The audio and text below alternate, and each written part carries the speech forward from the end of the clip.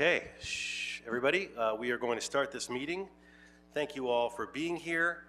Good afternoon. This is the regular meeting of the Planning and Land Use Management Committee. I apologize that we are starting an hour and 9 minutes late. Those of you who came in here realized there was another hearing that was going on. All of us members of the committee came down to start at the right time, but there was a controversial issue in economic development and they were using the space. So we were not able to meet while they were meeting. Thus we got delayed, and then once their meeting was over, we had to wait for the clerks and everyone to shift. But we are now able to start this meeting. And one of the things is, in order to make up a little bit of time, you know, we had planned to have item 1, the director report from the Director of Planning, which I think is important. It's something that we used to have these meetings in the past, where we'd bring the director in on a different issue, and we'd have sort of a discussion about that issue. This time we were going to get verbal reports about recovery from the Palisades fire and the rest, which I think is very important. We are going to skip that planning, that Director of Planning report and discussion, and not skip it, but we're going to continue it to the next meeting. And I've already informed them, so they've already headed out. So we will not be doing item 1 today. I should say we're going to continue item 1. And also on item 2, which is the Bothwell Ranch, there's a number of details that they're working on. I'm eager to move that forward and see that item heard here, but we need to continue that for one more meeting until April 22nd. And then, colleagues, it's going to be my intent to put items 3 and 4 and 8 and 10 on consent. If we can discuss that later, if everyone is willing to do that, we can do that. And I know on 5 and 6, Councilwoman Rahman has some questions, and I have an amendment on 6. Sorry. Yes. If we could do 10 as a separate vote. And 10 we can do as a separate vote. 10 is a closed session. You know what? We're going to go into closed session on 10. Okay. Thank you. Yeah, and we'll have a discussion on that. So on 10, we will go into closed session. That is written on consent on my notes, but actually I had some questions as well on that. So okay, thank you. 10 will be closed session. Okay, so that takes us where here? Yes, we got to start this meeting officially. We call the roll, please. Yes, Mr. Blumenfield. Blumenfield present. Ms. Hutt. Here. Thank you. Mr. Nazarian. Absent Mr. Lee and Ms. Rahman. Here. That's 4 members and a quorum, sir. Great. All right, then we're going to move toward public comment. As we do in this committee, we're going to start by taking public comment from folks who have signed up for 3 or more items, folks who've just come to speak on lots of things. Then we're going to go through item by item and hear from people who have signed up for a particular item so that we can pay close attention to that. And then at the end, after all the votes have been completed, we will then have 1 minute for general public comment for anyone who's here for general public comment. That's how we do it in this committee. Okay, good. So go ahead. Was there, if we could read the rules for public comment into the record. Yes, sir. Appellants and other representatives and applicants and other representatives will be allowed to speak for a total of 3 minutes per side unless otherwise noted by the chair. Members of the public wishing to speak on one agenda item only shall have an opportunity to speak for 1 minute. Appellants and applicants will be given an opportunity to speak when their item is called. Each appellant and applicant has a total of 3 minutes to speak. An appellant can choose to have a single representative speak on his or her behalf or divide the 3 minutes among his or her team. Anyone else, including an attorney or project manager, wishing to speak on an appellant's behalf who does not do so during this 3-minute period may offer a minute of public comment whenever the committee chairperson opens the public comment period for the item. Therefore, we expect that appellants and applicants have their respective teams assembled and ready to present at the appropriate times today. Members of the public wishing to speak on more than one item shall state that and shall be allowed to speak for a total of 2 minutes. Failure to submit public comment in a timely manner before the comment period for the item ends results in forfeiture of the opportunity to participate in public comment for the item. As stated by the chair, general public comment will be taken at the end of the meeting. Mr. Chair, if I may for the record, a community impact statement has been submitted for item number 7 by the Greater Valley Glen Neighborhood Council in support of the matter. Madam City Attorney, please provide additional guidance on public comment.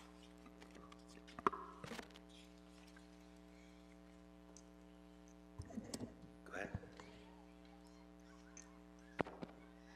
When speaking on the agenda items, you must be on topic. Our goal is to get through as many speakers as we can. If you are not speaking on topic, or if we cannot tell whether you are speaking on an agenda item, you will get one brief warning from the city attorney.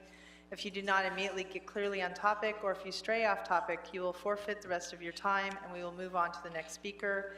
We will inform you when your time is up. Okay. Before we begin public comment, I think we already talked about the items that are going to be continued. For items 3 and 5, we're talking about the committee report.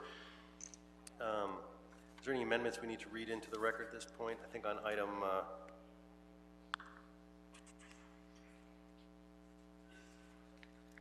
there was one. Okay, maybe not.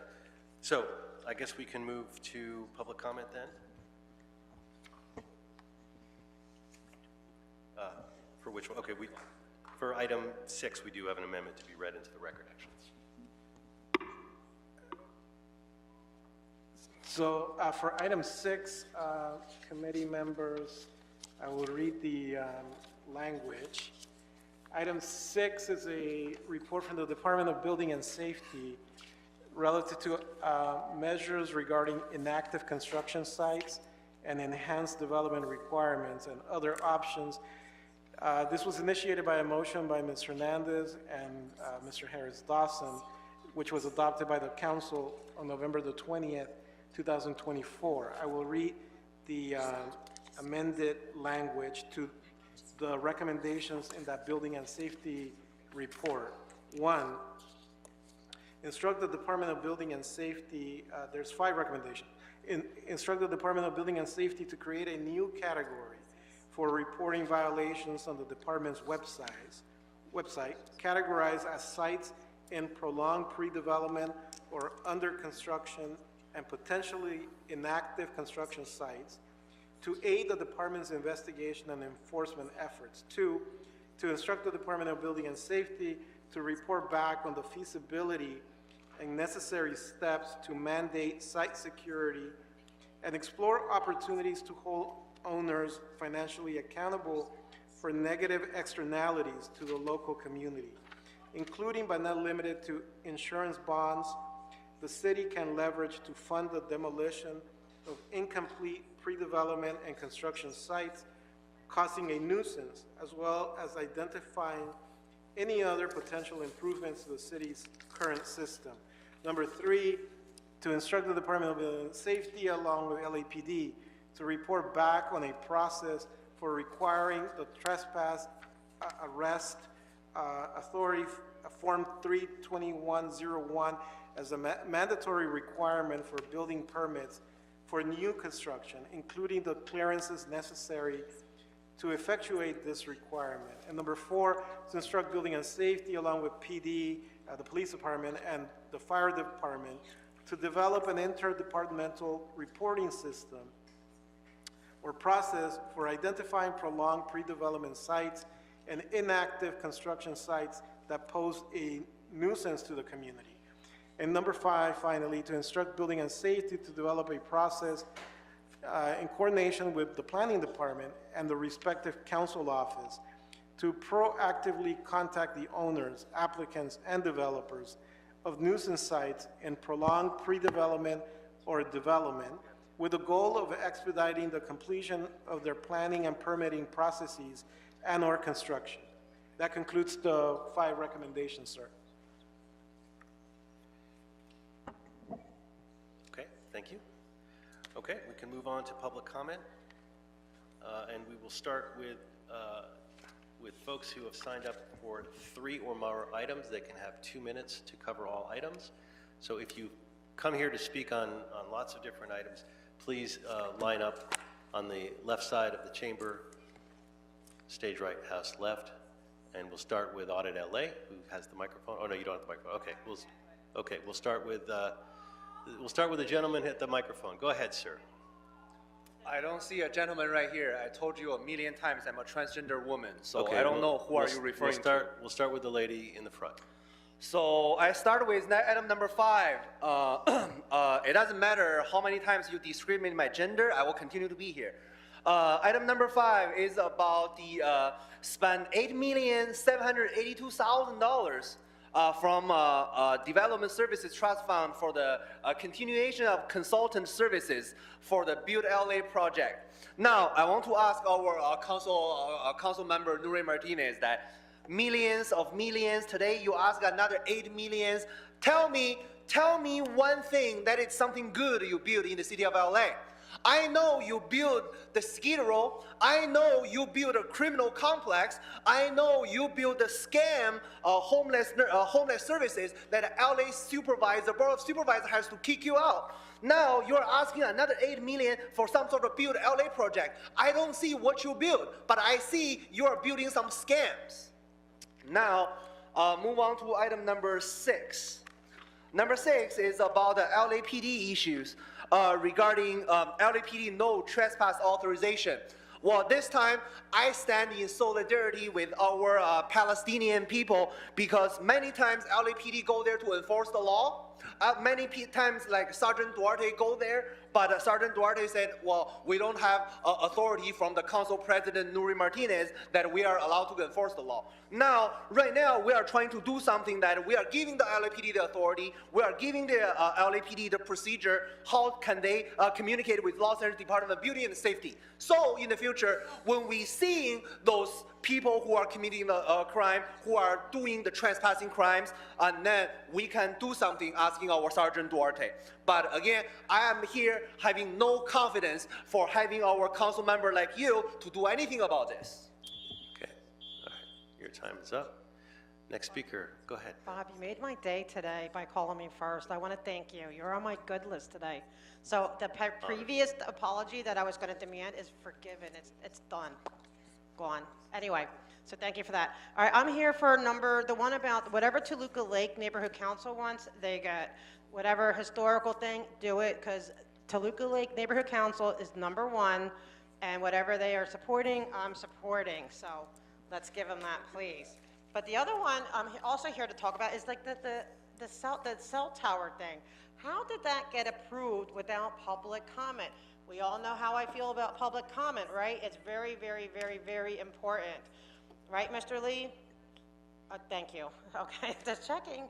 Because Mr. Lee, you have to ask sometimes. He doesn't want to acknowledge. But you know what I mean? Like, how did that happen? I'm curious. It would not have happened under Mr. Nazarian's watch. I am convinced. And Mr. Blumenfield, you probably didn't do it either. So I want to know who's, at fault for this, because that should not happen. They have to have it through proper public comment, because you have to hear from us first, right? You're not even supposed to make up your mind until you hear from us first, and then you make up your mind, right? But so if you did it without hearing from us first, that means you made up your mind without our input, which is no good. Other than that, I have to stay on topic, huh? Please. But I came to speak about number 2, so I can't even speak about it. That's not fair, allocating funds and all. It just seems like a lot of money, because like right now we're going to be building the convention center, right? Hopefully tomorrow maybe you're going to say yes. So like 8 million for all this other stuff, like there's a lot of money passing through. And I know like Public Works puts the most amount of money through. So we got to be a little bit tighter with the wallet. So if we want to do these big projects that really matter, that will give a lot of jobs in the community, we had to tighten up somewhere else, you know what I mean? So let's be more mindful of these things. And it's okay to say no every now and then. It's okay to say no to the stuff that doesn't really matter. Other than that, I think we're good. Thanks. All right, thank you. Next speaker.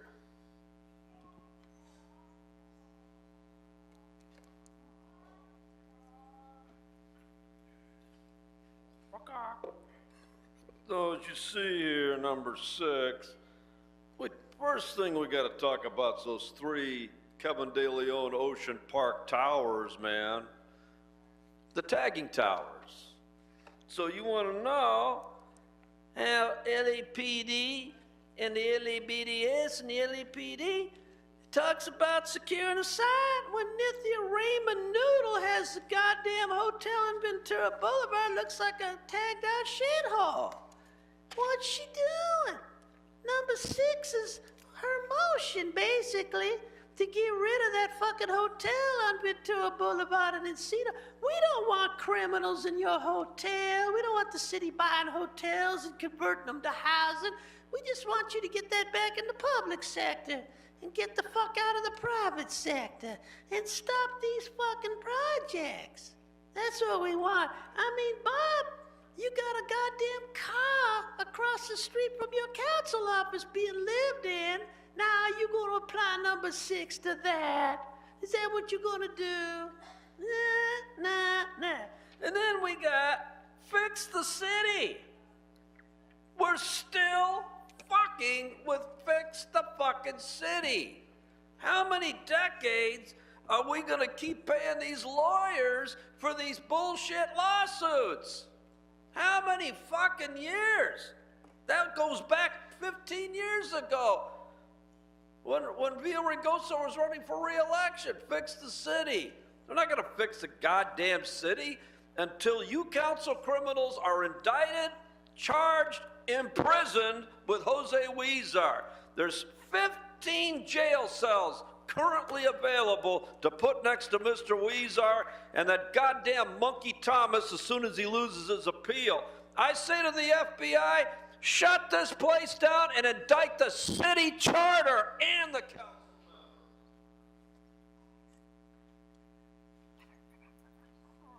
Oh, I forgot. Bob. Stars. Bob, look at item number 5, Bob. Consultant service scam for building LA project. Just like you had discussion for 2 to 3 hour filibuster about the goddamn fucking shrine down there on Figueroa Street called the $5.5 million of wasted fucking money, Bob. Are you that fucking stupid, Bob? Look at item number 6 now, Bob.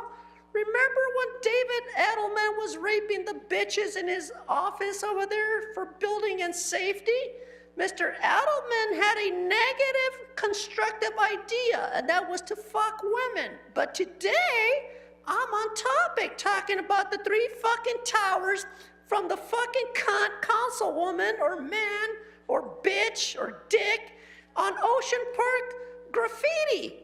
We're fucking tired of looking at graffiti, Bob. Right in the eyesore of the biggest town event in Los Angeles. And you still, Bob, you, Lee, and Nazaria the herder, and Noodle have to pay constructive attention to this shit. That the people here, in the interest of time, want to be heard on their items. And they want your attentive, full attentiveness to why a goddamn white nigger like me has to come in here and talk about my shirt. It's a simple shirt. Who ate all the pussy? Well, it's not me, Bob. I believe it's the city of Los Angeles criminals who racketeer and run a scheme of bribes and scams in Los Angeles, working with development to overthrow the people's public. So 42 U.S.C. 1983, Bob, fuck you. Okay, thank you. We should definitely check the helium levels over by the microphone. The last couple speakers have been affected. Maybe their brains are affected as well. Okay, so there's no other speakers here to speak on multiple items. So now we can start the serious part of the meeting. We have items 3, 4, and 8 I was recommending on consent, but if there's anyone who came to speak on either item 3, 4, or 8, please make your way to the left side of the chambers to come speak, obviously, except for the folks who have already spoken. But if you're here to speak on items 3, 4, or 8, we would love to hear from you now. and if you could make your way, I see a number of folks have signed up on item 8, and I don't see any sign-ups on items 3 or 4. So really, it's just the folks who have come to speak on item 8, if you could come forward.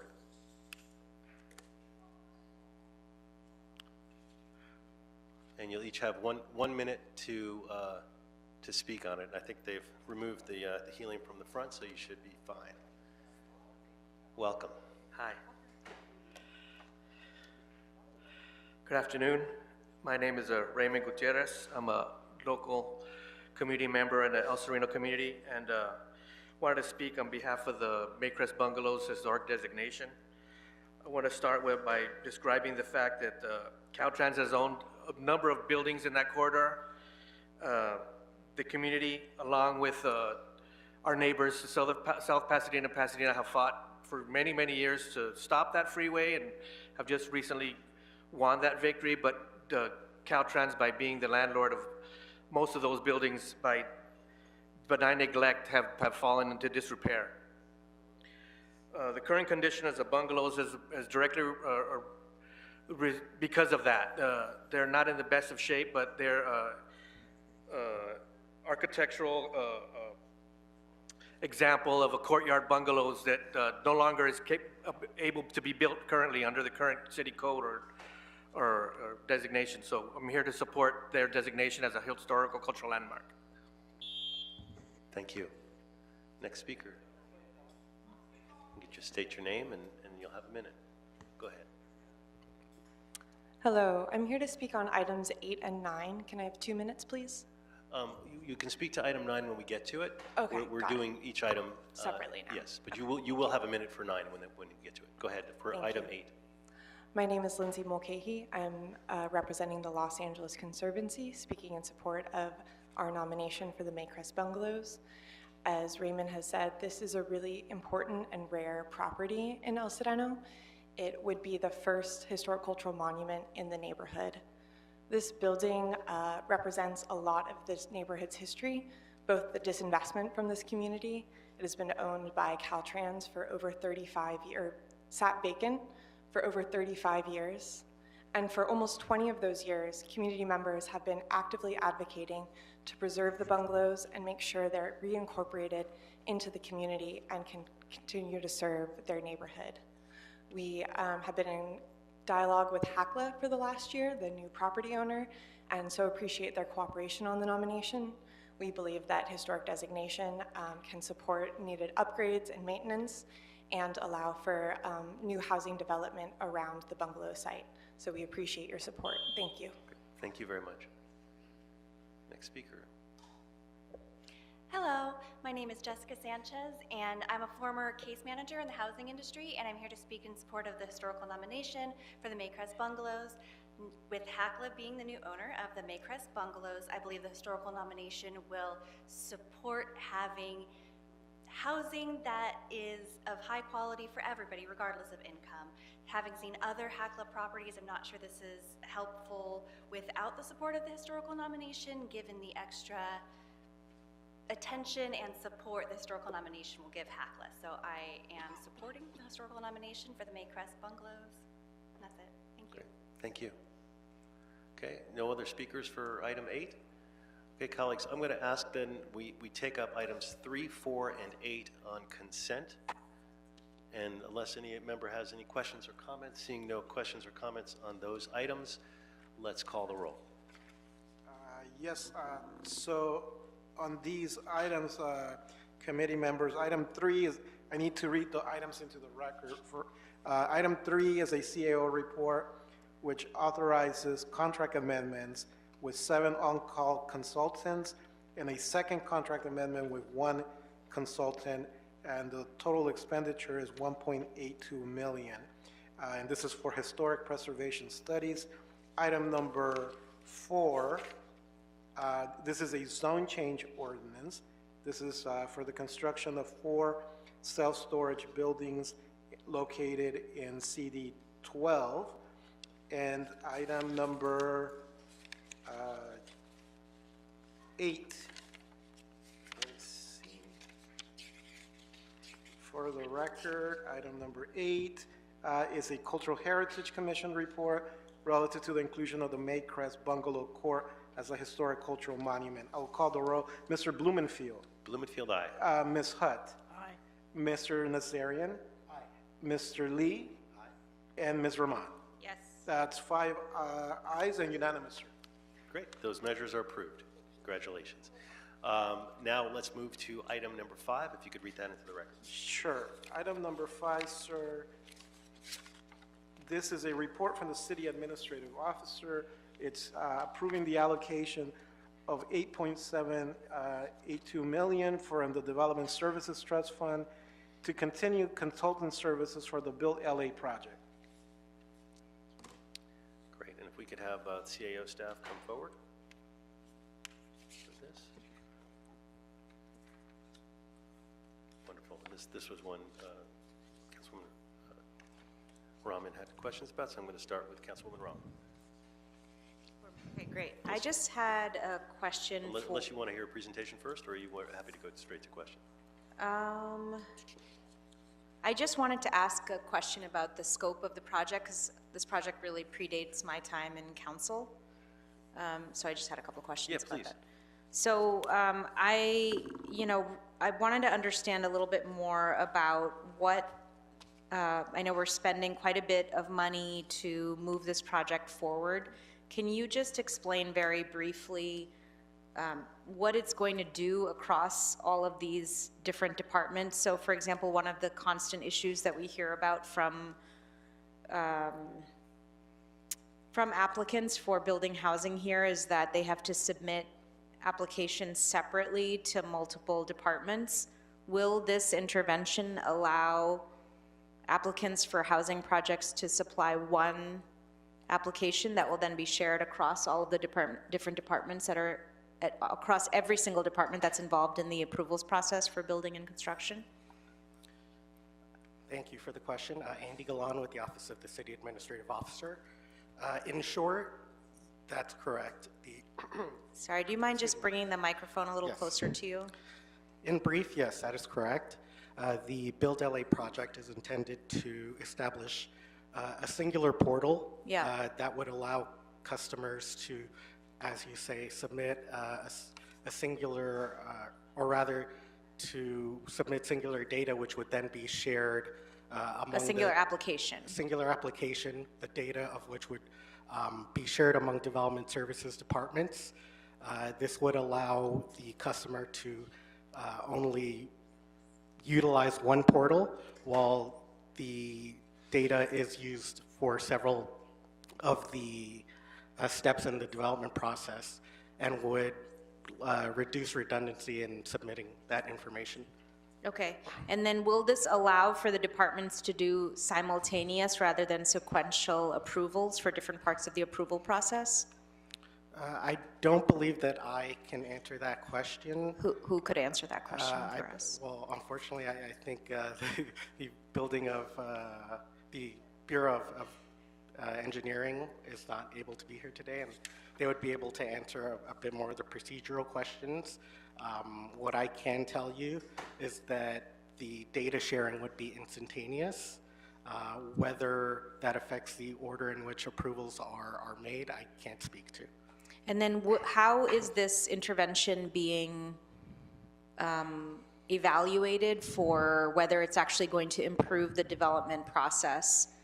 I know that everyone says technology will reduce the timelines for approvals, but what are the metrics that you're using to say whether this project will actually reduce development approval timelines in the city of LA?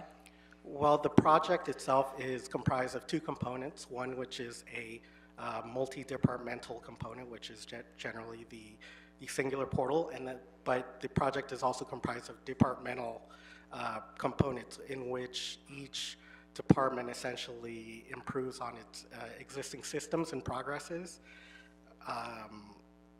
And so, I'm sorry, would you mind repeating the question? Yeah, I'm just asking, by what metrics are you going to be evaluating whether this intervention of building the new Build LA portal, what metrics are you going to be using to say whether that intervention is successful or not? So for each separate department, they have, as I said, their own systems, and so they are tracking separately their own metrics. Generally, they're tracking the amount of time it takes for certain approvals to be provided. Unfortunately, I can't provide details to that, but And who would be able to provide us those details? the individual departments that comprise the Build-A-Lay project. So is that somewhere in the original project conception or in the documentation that's affiliated with this project that we can look at? Yes, I believe that information would be available in the Build-A-Lay project,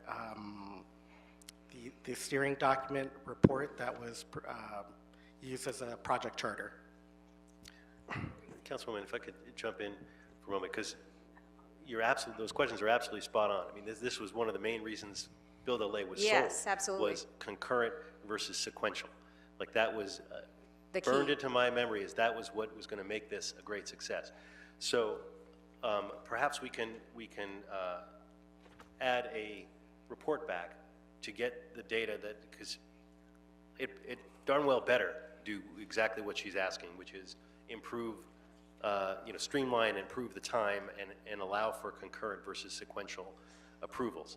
But I was assuming and understanding that that was in there, but I would love to see a report. I don't think outlining what it's in you're this asking. report. Yeah. Yeah. So why don't we add that as a instruction? So if maybe, yes, that would be great.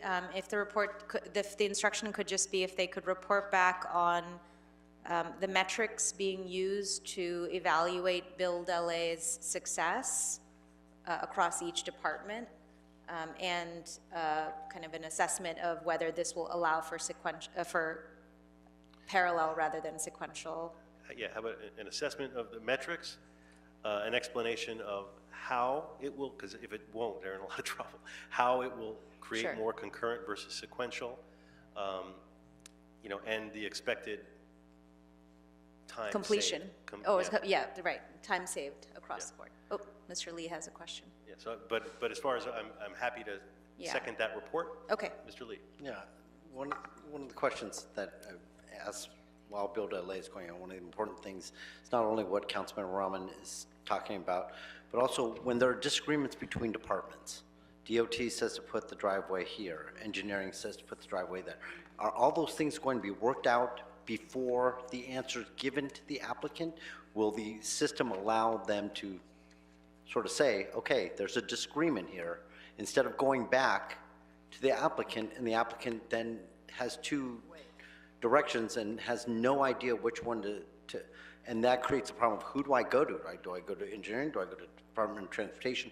Who's the final say? So is there something built in the system where that sort of scenario gets hammered out before it gets to the applicants? Yeah, so unfortunately, I can't speak to the order of approvals or how disagreements would be addressed. What I will say is that the Build-A-Lay project is intended to make the process simpler for the customer. And again, that would mean that the information would be coming from a singular point. Unfortunately, as to the order of approvals or, the hammering out of disagreements relating to any kind of permitting or planning approvals, I can't speak to. Okay, well, I think Councilman Rahman and I, and probably everyone else in this committee would like this information before we, I'm sure we can move this, but we expect those answers when it comes to council. Yes, absolutely. We'll make sure that the Build-A-Lay departments are present to answer those questions. And my last question and concern is just, are we receiving every department, in the past, whenever we've tried to institute some sort of citywide programming, people have their own proprietary sort of systems. Any pushback from any departments in moving forward with this as far as being a part of Build-A-Lay? Are there any, departments saying well, maybe we can exclude us? I mean, this only works if everyone is involved in this. So just want to make sure that that's happening, and if we can get all this information by the time is it going to council? We can get it before then, or we're asking for a report back Because I would love to have, as part of that report back, a briefing on Build LA about what it does and what it doesn't do. I mean, I don't want to hold up the funding for these positions. The CAO has looked through them and thinks that they're important to move it forward. But I do want, it's not like we're going to go backwards on Build LA, but we do have to understand these impacts, and that's, so maybe we add to the report back that Councilman Rahman's asking for some of the questions Mr. Lee is asking, because that's the other big issue in all this is not just when they get approved, but how do you describe it? But when the authority is complete. Yeah. And whether it can be undone by one department or another, because we've all had tremendous frustrations with that, with the right hand and the left hand saying different things. So if I could just kind of, Mr. Lee, if the question you're asking is who has the authority under the new system that we're developing to resolve disputes between departments, right? Yeah, I Or just kind how of want is to that? know what the process is. What when the process there's- is for There's resolving. often disputes. Yes. And applicants are left just not knowing who to turn to. Yes. So if we want to really speed up this process, we just have to make sure that Totally. they disagree all the time. Yes. There has to be a final person that So, says, like, if it's this stuck- is right. you Yeah, know? if it's stuck in Build LA, like who's gonna unstuck it? Well, and also to just even realize, I mean, I don't know if DOT understands that engineering is saying to put it here Right. and they're saying to put it here. Like, what is sort of built in that to Absolutely. safeguard against those systems to make sure that projects obviously move faster? So to put it in a report back form, what are the dispute resolution procedures? And processes. And what's that? Procedures. Procedures, processes, and how are they effectuated to prevent ambiguity? So we have now 4 or 5 bullets that are clear in terms of what we want as a report back. So my suggestion is that we move forward on adopting the CAO report, but with the additional instruction to get a report back on the 4 or 5 bullets that we have just discussed. And then when we get that report back, that will serve as the springboard for us to actually get a real briefing on how this is going to work. Great. that- Yes, that's Okay. great, and Councilman Rowe. happy to second the request for a report back as an added recommendation here. I did just want to say, I've been reading a new report, and I just wanted to share one really shocking finding with the Plum Committee members, that the time to bring a project to completion in California is more than 22 months longer than the average time required in Texas and other states that are building. And that this length of time is a reason why we have higher costs. So in California, production costs are twice as much as the Texas average, and costs in LA are 2.5 times the Texas average. So if we can get that time down, we can also reduce costs for the sector, which is what we need. Time is So money. thank you for your leadership in pushing this forward. Time is definitely money on this, and money means investments for the city and for meeting our housing goals and everything else, so very important. I think we're ready to call the roll on this, unless any other comments or questions. Yes, so you're approving the CAO report, the recommendations, and you requested the CAO to provide the additional report prior to council, right? Well, the question is how fast will it take to provide this report? I was gonna say within 30 days. I don't know if I want to Okay. I don't want to slow up this process, but I do want us to move forward to get information, so why don't we say 30 days? Okay, so the additional report for CAO will be within 30 days. I can't hear you. CAO and BOE. CAO and BOE, and for the clerk, are you clear on the additional directives from the committee? Okay, very good. I'll call the roll. Mr. Blumenfield, Bloomfield, aye. Ms. Hutt, Yes. Mr. Nassarian. Aye. Mr. Lee, Aye. and Ms. Rahman. Yes. That's 5 ayes, approve as amended with the additional instruction. Great, thank you. Okay, that takes us next to item 6. Yes, sir. Item 6, this is a report from Building and Safety relative to accountability measures regarding inactive construction sites, enhanced development Okay. requirements. If you stop for a second, we're going to hold on item 6, building safety. Had to go somewhere, they're going to come back. So we're going to come back to item 6 at the end. So I'm sorry to cut you off, but no need to read it. Let's move then to item 7. Yes, sir. Item 7, this is a motion, De Leon Rodriguez instructing planning to rescind its April the 3rd, 2020, let me, 1 second, what year? 2024 action relative to a cell tower application in Eagle Rock at 1731 West Colorado Boulevard. Great, thank you. And so the process here is we're going to hear first comments from the planning department and the city attorney. Then we'll hear comments from Council District 14.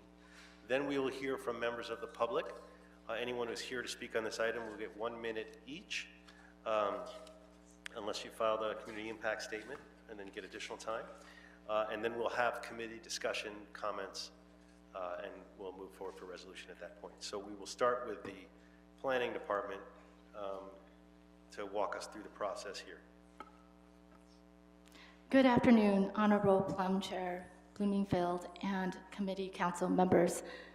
Linda Liu with Department of City Planning. Item number 7, Council File number 24-0701, pertains to a new 45-foot tall wireless telecommunications facility located at 1731 West Colorado Boulevard, near the northeast corner of Argus Drive and Colorado Boulevard in Eagle Rock. The project site is located within the Colorado Boulevard specific plan in Subarea 2. The project also includes the installation of an 8-foot tall concrete wall enclosure at the ground level and associated accessory equipment. The case was filed on December 6, 2022, and filing fees were paid on February 12, 2023. At the time of filing, the case was mistakenly filed under a zoning administrator action. A hearing was set and noticed for July 20th, 2023, but the notice was rescinded when the error was identified. The applicant's representative filed for the correct entitlement a specific plan exception on August 1st, 2023, with the East Los Angeles Area Planning Commission as the decision-making body, and with the Colorado Boulevard Specific Plan Design Review Board as a recommending body. During this time period for both the zoning administrator case and the Area Planning Commission case, the planning department did not toll the application materials by issuing a written notice of deficiency. Between August 2023 to February 2024, Verizon's project representative continued to work with project planning and provided multiple revisions of filing and noticing materials for the Design Review Board and APC meetings. The representative did not bring up any shot clocks for a timely decision, and the Design Review Board meeting was held on March 4th, 2024, and the Area Planning Commission was expected to follow soon. Meanwhile, on February 28th, 2024, Verizon's legal representative provided notice of the shot clock expiration under State Government Code Section 65964.1 to the department. And after internal discussions, the wireless facility at 1731 Colorado Boulevard was deemed approved by operation of federal and state law on April 3rd, 2024. Under this Government Code Section 65964.1, a new ground-up wireless facility is deemed approved upon satisfaction of 3 criteria. Number 1, when the city does not approve or disapprove a new wireless facility within the 150-day shot clock set by the Federal Communications Commission, the FCC, time can be told if the city issues a written notice of deficiency within 30 days of filing or upon mutual agreement for a time extension. Number 2, when the applicant has provided all public notices regarding the application within the shot clock timeframe. And number 3, once the applicant provides notice to the city that the 150-day shot clock has lapsed and the application is deemed approved pursuant to Section 65964.1. In this instance, the project met the criteria for the applicant to use the deemed approved provisions of Government Code Section 65964.1. The 150-day shot clock ran without the case being put on hold because a written notice of deficiency was not provided, and the shot clock expired in 2023. All public notices related to milestones of the case were issued up to the time of the shot clock's expiration, and the applicant provided notice to the city that the shot clock expired or lapsed. As the wireless facility was deemed approved by operation of state and federal laws, there is no mechanism for the department to rescind the April 3rd, 2024 approval. About a dozen comment letters have been submitted for this item, including from the Eagle Rock Neighborhood Council, community members, and Verizon's legal representative in response to the motion. And the letters are available under Council File 24-0701. This completes my presentation. Planning staff are available for any questions that you may have. Okay, we certainly will have questions, but we're going to start with Council District 14 if we have a representative, and then we're going to move to public comment, and then we'll have a discussion and questions. Welcome. Good afternoon, council members. Kevin Alcobillo, Planning Director for Councilmember Isabel Jurado. The federal and state governing rules and processes local jurisdictions must follow is fairly limiting in this case. The intent of the law is to facilitate the deployment of reliable wireless internet throughout the United States, and in today's information age, accessing reliable internet is paramount to clean air and water. I'm not discounting the need. However, the Los Angeles market is saturated and Eagle Rock residents are not without access to this service. What's happened here is that the public process has unduly been sidestepped. The timelines for the approval of these kinds of facilities is set by Subpart U, Section 1.6003 of Part 1 of Subchapter A of the Chapter 1 of Title 47 of the Code of Federal Regulations. This section effectively establishes a 150-day time frame or shot clock by which local jurisdictions have to act on these requests. This section further states that if the shot clock is missed, the recourse is for the applicant to sue within 30 days of the missed deadline. California Government Section Code 65964.1 further stipulates 3 key requirements that need to be met in order for an application to be deemed approved.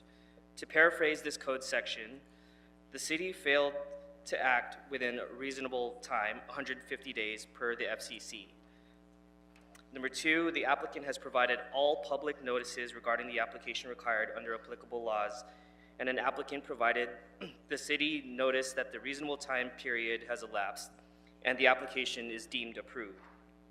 This is the only section of the code where it says new wireless towers are deemed to be approved, and only if these 3 conditions are met.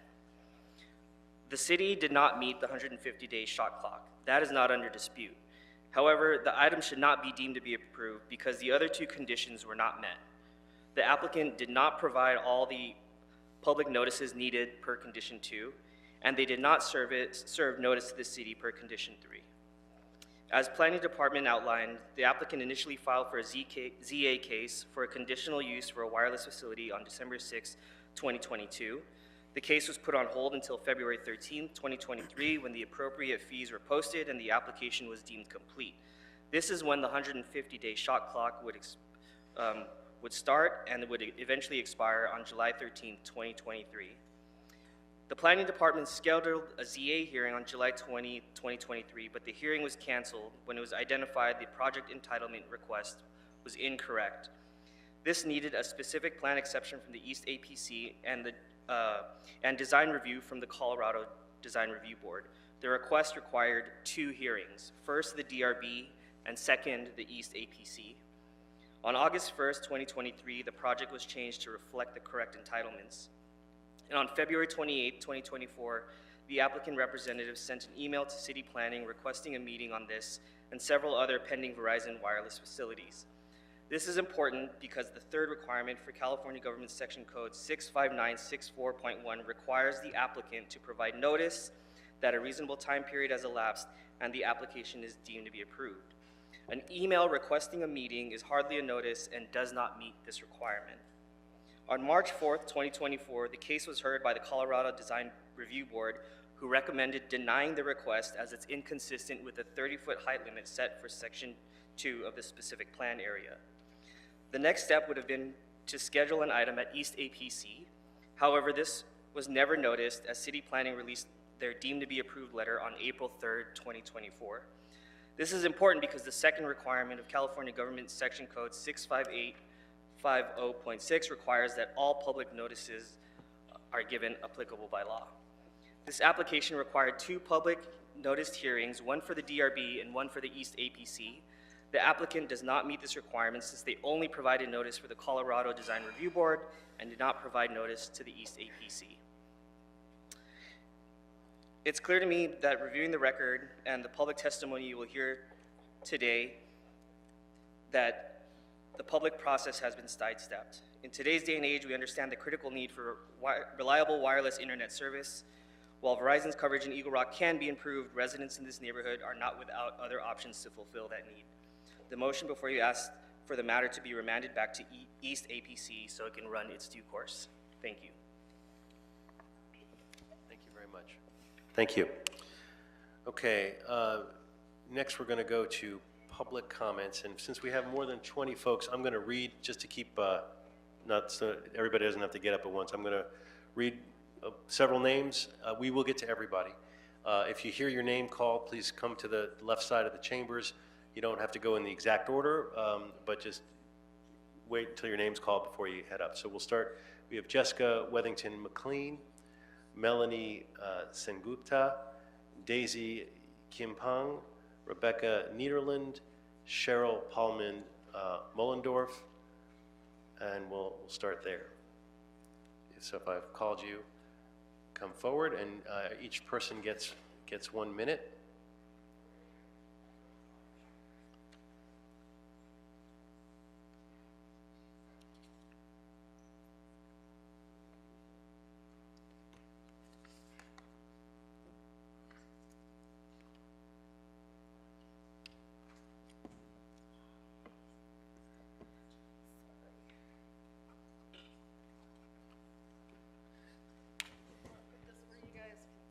Welcome.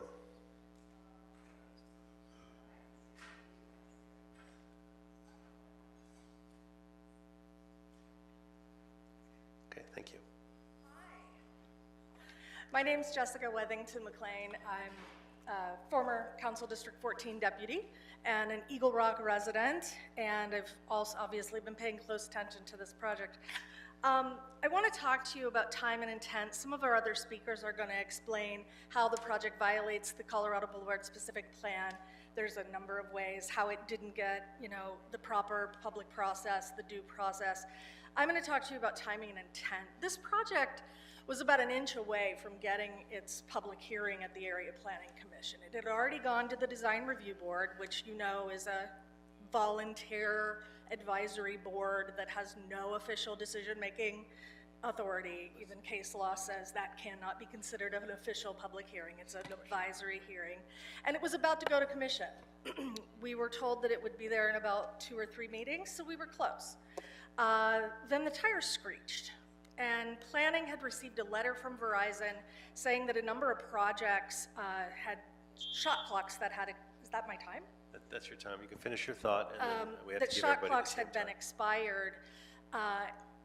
They robbed the community of due process, and a project that is not compliant with local codes, has never had a public hearing, has been rubber stamped approved with no conditions, no mitigations, as is, because they've misunderstood the law. The city made a mistake, and all we want you to do is fix it. Great. Thank you very much. Okay, next speaker.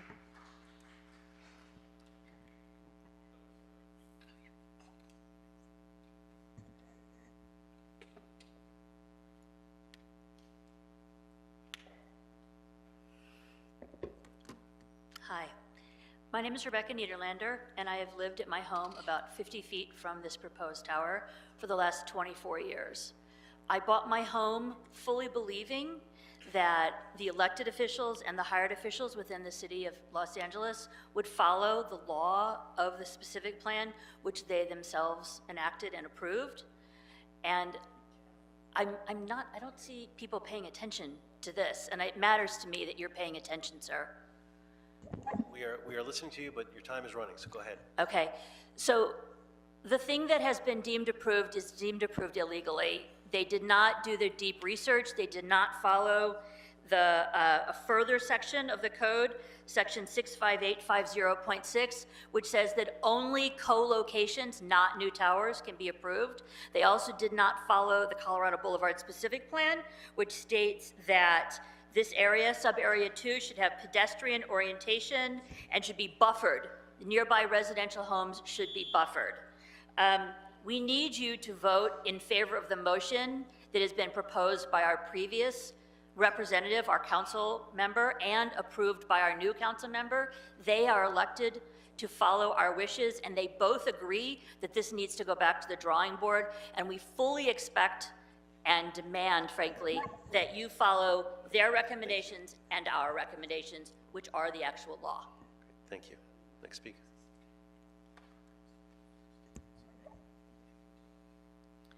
Hi, I'm also a long-term resident of Eagle Rock for over 25 years, and I was motivated to come here because I really wanted to fight for my right for a public hearing. I wanted to be able to speak on this issue, and it was stolen from me. And I feel that it is important that even though a mistake was made by the sitting planning office and the shot clock was missed and so on and so forth, that that can be repaired. We can go back and you can give us our right to a public hearing so that we can voice our concerns. Because there are several things that are approved that should not have been, for instance, the height. We have a Colorado-specific plan that says that nothing should be above 30 feet, and yet this was approved for 45. And there are other issues as well that we are concerned about, but we need to fix this mistake, and we need to have our rights be given to us and be able to have that public hearing. Thank you. Thank you. Next speaker. And I'll read some more names. Where were we here? So Daisy, we read that. Linda Sue Marks Gurani, Tina Forrestel, Jennifer Goldsmith, Bobby Goldsmith, Barry Mollendorf, and Nicole Lewis. I'll stop there. If you've heard your name, feel free to come up. Go ahead, ma'am. Just a point of order real quick. I represent Verizon Wireless, and I just wanted to clarify whether we get 1 minute or 3 minutes to speak. You get 1 minute. Just to be clear, if this were a land use case, you would get 3 minutes. There would be an appellant and an applicant, but this is a city motion. Sure. So I cannot That's okay. I appreciate the further, clarification. but I wanted to thank you for asking. I wanted to make that clear. That is the reason why. So go ahead. Thank you. Good afternoon. My name's Melanie Sengupta. I'm outside counsel for Verizon Wireless. Thank you so much for having us here this afternoon. I think the city's presentation covered a lot of the points we were going to make, but just a few points of clarification. One, with respect to staff's complaint that certain rules weren't followed, the time to do that was within 30 days of the deemed approval notice. That time has passed. It's been several years since then. So it isn't something that can come up now. As was previously stated, the administrative process was concluded years ago. And through operation of law, both federal and state law have preempted this application, and it's no longer in the jurisdiction of the city because of that. I think someone previously was saying something about 22 months. You know, that's why this 150-day shot clock exists. We're here to answer any questions if you have any. Great. Thank you. Next speaker. Yes, welcome. Maybe we could move the poster over so that we can see the speakers. Go ahead. Hello, good afternoon, commissioners. My name is Daisy Weekenpang. I am Associate Director for Verizon in the SoCal Network. Thank you for the opportunity to be here and be with the residents of Eagle Rock to be able to discuss this matter. We appreciate the input. I will say, though, that I would like to ask you to please refer to a letter that was sent by another one of our outside counsels that is on the record today. The letter was sent on Monday and discusses the points in response to the motion that has been submitted here. As Melanie said, we are here to answer any questions that may come up from the community. I will also like to note that we did offer prior to this meeting to have a meeting with the community if needed. So we are open to suggestions and comments and feedback. Thank you again for the opportunity, and it was made to the council district, just to be clear. Thank you very much. Thank you. Okay. Next speaker. Good afternoon. The last name is Marks Guarnieri. Please don't sweep this under the rug. Act now.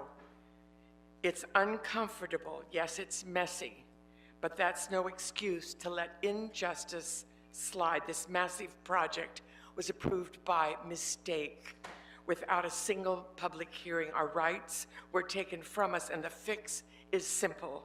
Rescind the letter and follow the law. The community deserves a real process. We're hearing permits are already being issued. This is urgent. Please don't delay. Don't note and file this and hope it fades away. Do your job. Stand up for the people you represent and adopt this motion today. Thank you. Thank you very much. Next speaker.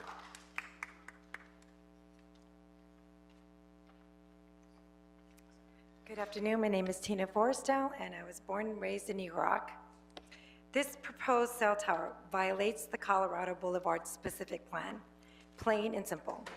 The deemed approved code only applies to co-locations, not new towers. But even if it did, this project still wouldn't qualify because it must first comply with local regulations, and it doesn't. It would require major exceptions for both height and location, plus a conditional use permit to allow wireless in a specific plan area. Those are significant entitlements. The Colorado Boulevard Plan has been in place since 1992 and is a core part of the city's general plan. It limits heights to 30 feet, and this fake tree cell tower would be 45 feet tall. Even the rear wall limit is 15 feet, which would be just a driveway away from a home. Design rules were ignored, and there was no public hearing. Thank you. Thank you. Next speaker. Hello. My name's Nicole Lewis, and I've lived in Eagle Rock for over 20 years. Due process matters. This is a textbook David and Goliath moment. A massive corporation got a huge approval handed to them in error. No hearing, no process, while our community was sidelined. We've heard that the city attorney is nervous that Verizon might sue if this mistake is corrected. But the city attorney works for the people, not Verizon. And what's at stake here is our right to be heard. Please don't let the fear of a lawsuit stop justice. The rule of law matters. This tower was approved unlawfully, and you have the power to fix it. Please do. Thank you. Next speaker.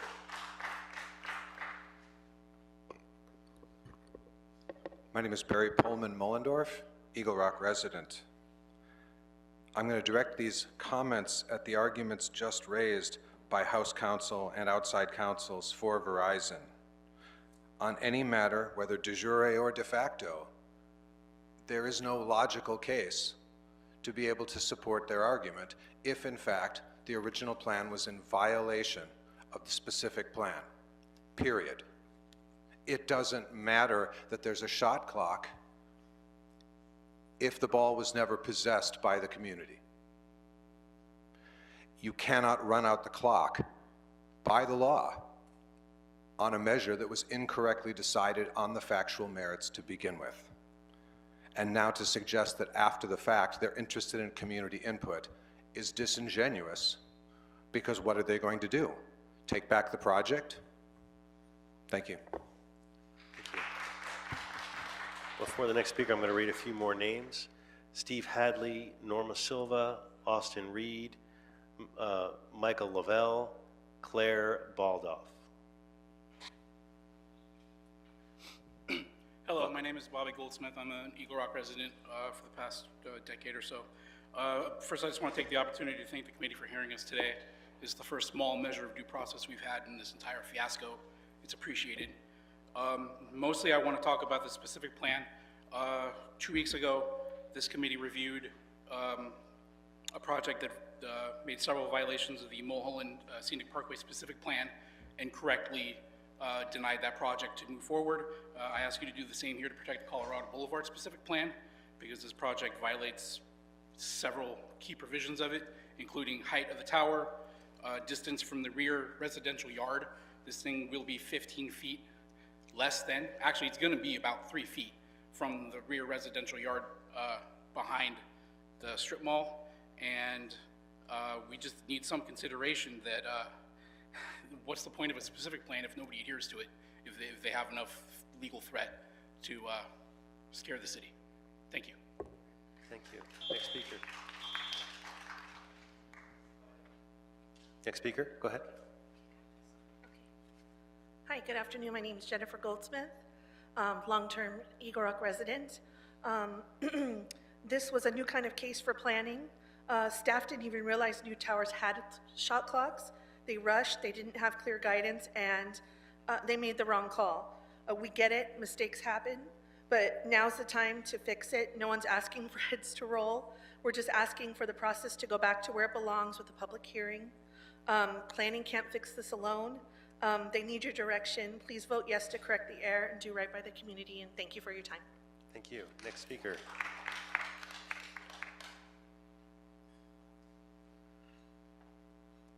Hello, good afternoon. My name is Austin Reed. I'm a longtime Eagle Rock resident of 20 years. I'm sure everybody's familiar with the merits and the facts of this issue, so I won't waste the time doing that. I did want to say that as far as the rule of law is concerned, the reason why we have judges, courts, judiciaries, etc., even traffic lights, is because rules have to be followed or else society falls into chaos. So we don't want that. What we want is people to follow the rules, and that makes it a fair game, fair field for everyone, level playing field. In this case, obviously rule of law wasn't followed. We don't want a chaotic society because there will be copycats that come after this if the right thing isn't done in this case. So I implore everyone to use your common sense, use your sense of dignity, and do the right thing in this situation. Make sure this thing doesn't go through. Thank you. Thank you. Next speaker. Good afternoon. My name is Norma Silva, and I've lived in Eagle Rock for over 50 years. I'm also a principal who teaches that we need to engage civilly and in a manner that is well-informed, and everyone who is here representing Eagle Rock is very well-informed about this. And so we also teach to exercise your voice. What happened here is we never had a chance to do it, and we are asking you to please approve this so that we have a chance to exercise our voice. Secondly, as principal, I always teach to accept responsibility for your mistakes.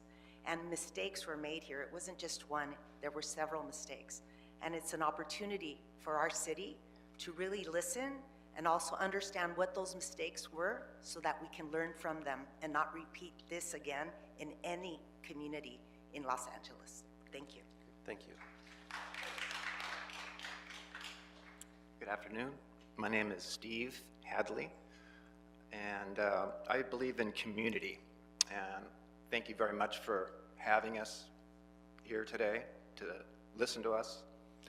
I would like a public hearing, and it would be nice to have everyone in the neighborhood know what is going on. That's all we need. Thanks. Thank you. I'm going to read the last names here. We have, where it said Michael Lavelle, Claire Baldoff, Kyle Penn, Jessica Volker, and Kurt Volker. Welcome. Hi, my name is Claire Baldoff. I'm a resident of Eagle Rock. I'm one of the people who attempted to go to the original public hearing on July 20th, 2023, only to find it was canceled. I attended the Design Review Board on March 4th, 2024, thinking it was a public hearing, only to find out it is not a public hearing. And then 2 months later, receiving a notice that this project was approved. Public hearings are required before zoning and planning decisions per Governing Code 65856. The shot clock does not apply in this case. This is a new build, therefore it does not apply. So not only do we not get a public hearing, but Verizon is trying to say that there's a shot clock here. There isn't. Verizon wants to take this out of the people's hands. Please stand up for what is right today and approve the motion. Thank you. Thank you. Hi, thank you. My name is Jessica Volker, and I've been a homeowner in Eagle Rock for over 23 years. The proposed site is going to be less than 80 feet from my home. And I just want to say we all make mistakes. We know that, but the right thing to do when you make a mistake is correct it. As someone who cares deeply about my neighborhood, I'm asking you to please support this motion that simply acknowledges that a mistake was made and resets the process so that it proceeds in a fair and legal manner in which everyone, including community members like all of us here today, get to have our voices heard. Please don't note and file the motion. Please don't let the city attorney convince you Verizon is more important than we, the people. I deeply want to believe that our city government will stand up for what is right, and I would be so grateful and appreciative to you all for your decision if it reflects that today. Thank you. Thank you. Next speaker.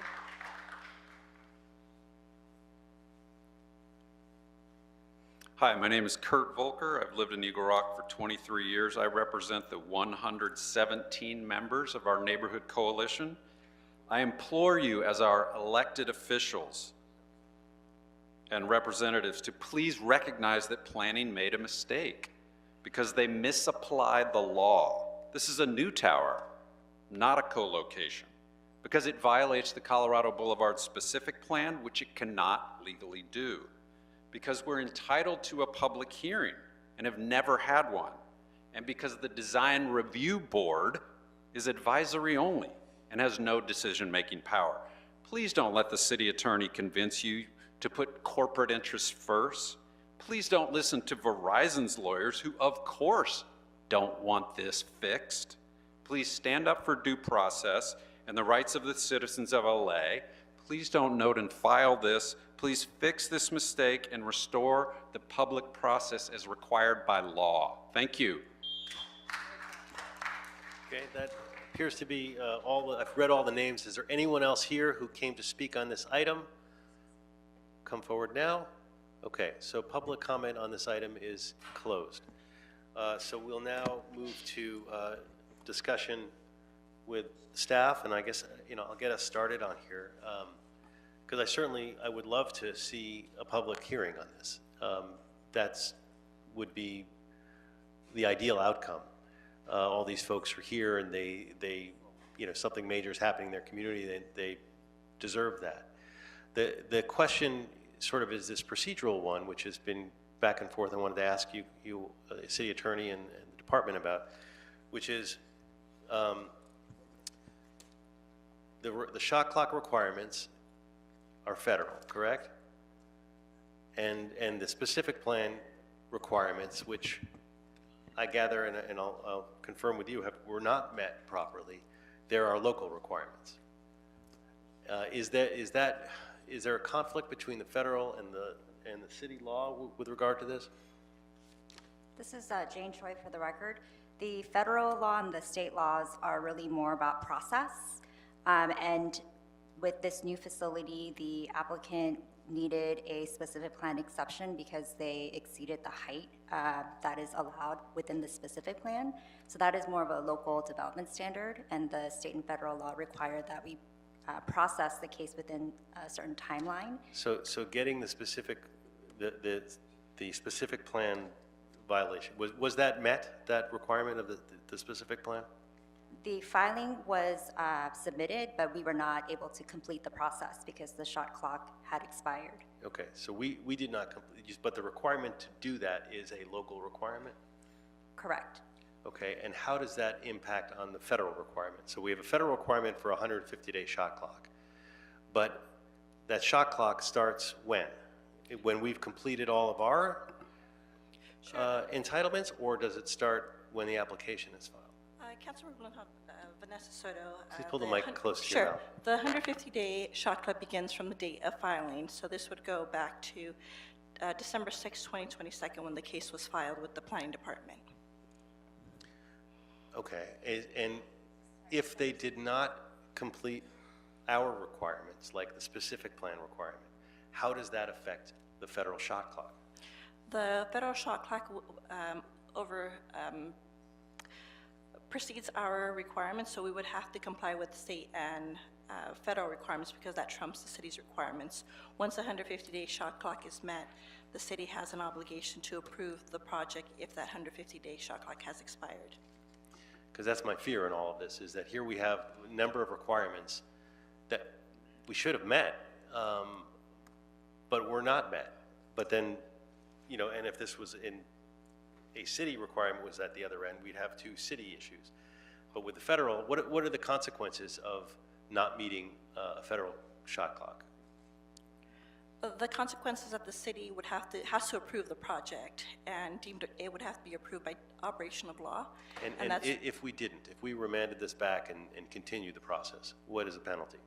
There is no mechanism at which the department could rescind the approval because we would be out of violation of state and federal regulations.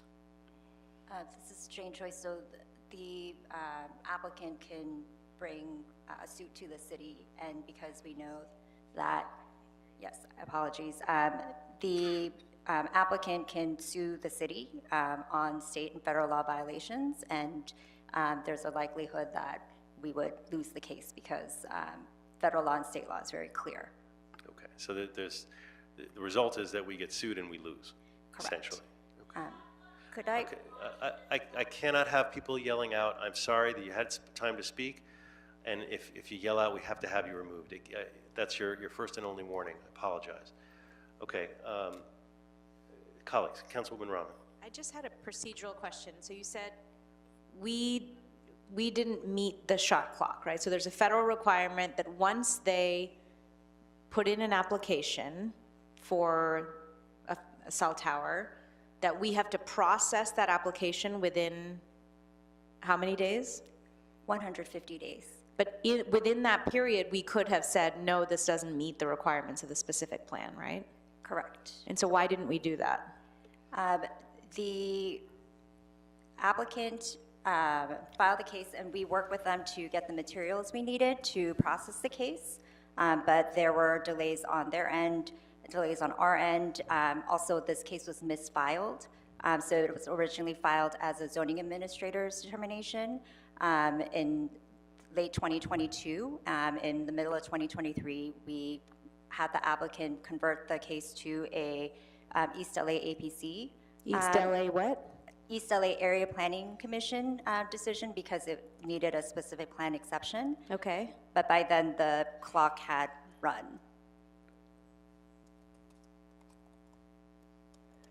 So I guess I'm not following. If the applicant misfiled the application, why would the shot clock have started then? Because the federal law requires that the shot clock begins when the application is filed. So in effect, there could have been two shot clocks, one for the ZA case and one for the East LA Area Planning Commission case, but either way, the shot clocks were missed. How was it missed for the second process? So when you retransferred it to the APC, to the appropriate place where they should have filed the application, why did they then go beyond the 150 days there? Yes. And what happened there? The basically federal law and state law allow for the city to toll the time, to stop the clock. Yeah. If we issue a written notice of deficiency within the first 30 days of filing. And this was not a practice at the time. Why wasn't it a practice? Because it was a known at the time to the department that the timelines required, we were very clear about co-locations, the timelines associated with co-locations, but for new facilities, that timeline was not understood. I will say that in the last 8 years, we've had about 100 discretionary applications for new wireless facilities. And of those, 2 were deemed approved by operation of law, and the department has modified its processing Sorry, of new. over the last, sorry, can you say those numbers again? Yes, over the last 8 years, we've had about 100 discretionary applications for new wireless facilities. And Across the city? Across the city. And 2 were deemed approved by operation of law, and both were the result of this Verizon notice that occurred last year. And since that time, the department has modified its processing of new wireless facilities so that we ensure that this issue does not arise again.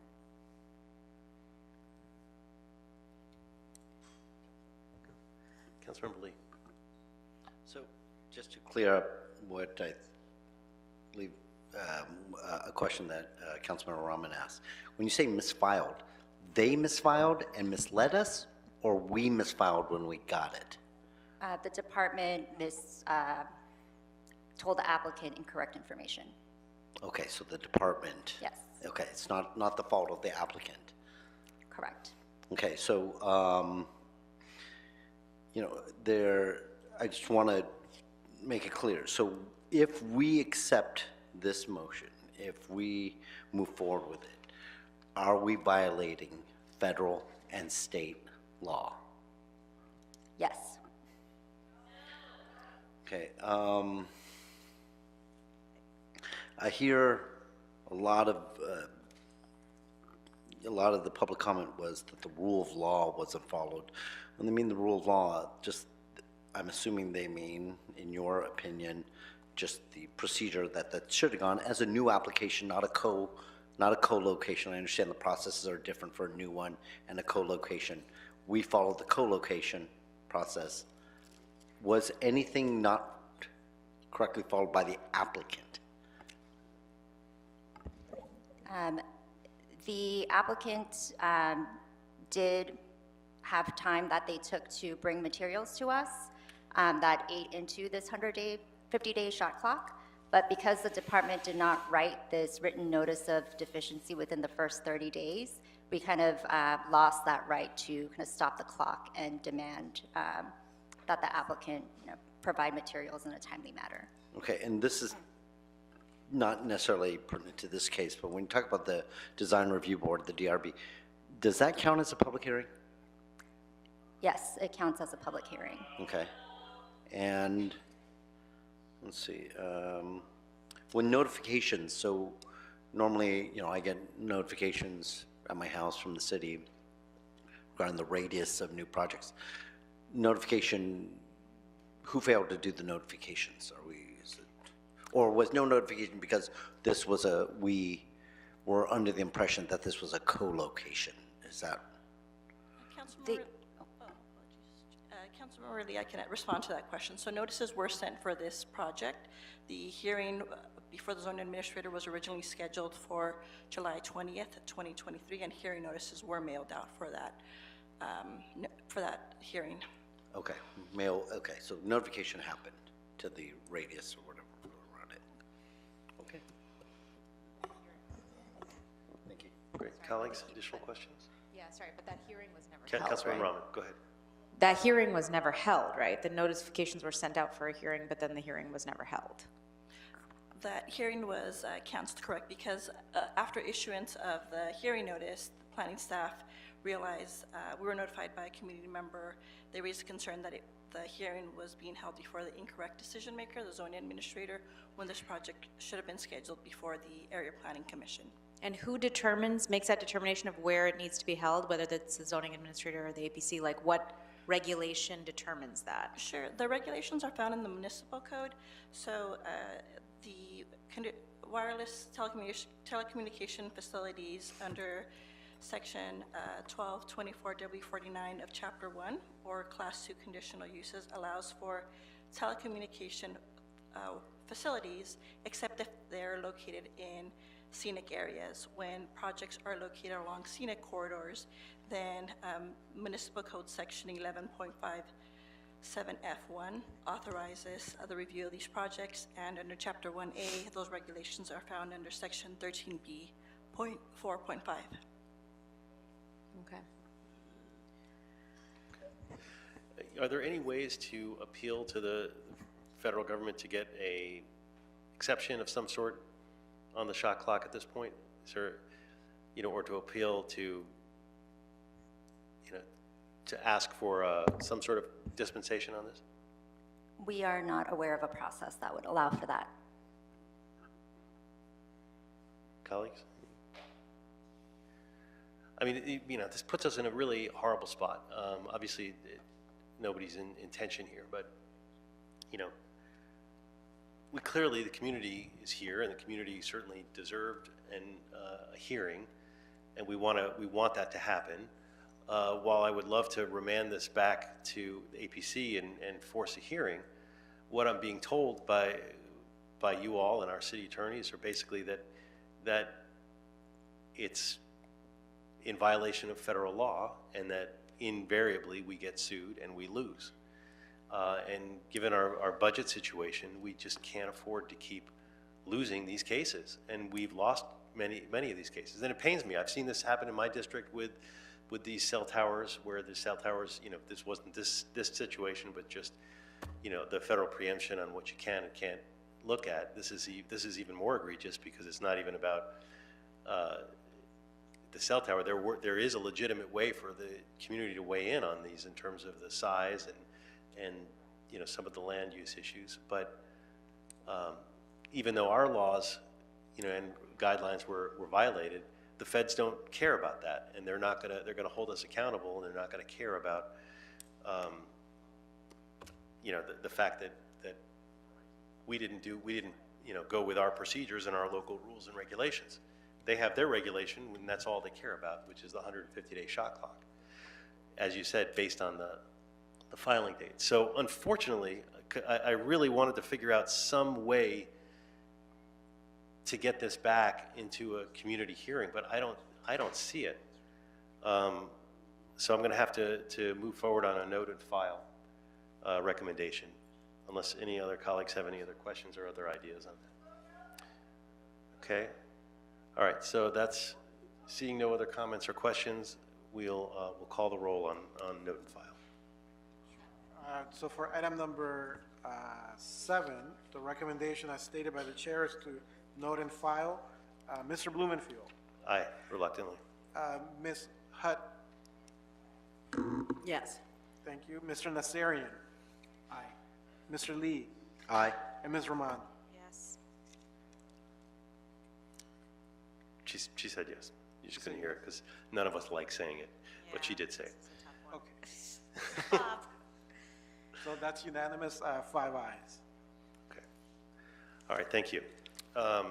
Next item. I think, Chair, you mentioned you wanted to go back to item 6. Okay, item 6, do we have, are they here for, yes, they're here, so we can go back to item 6.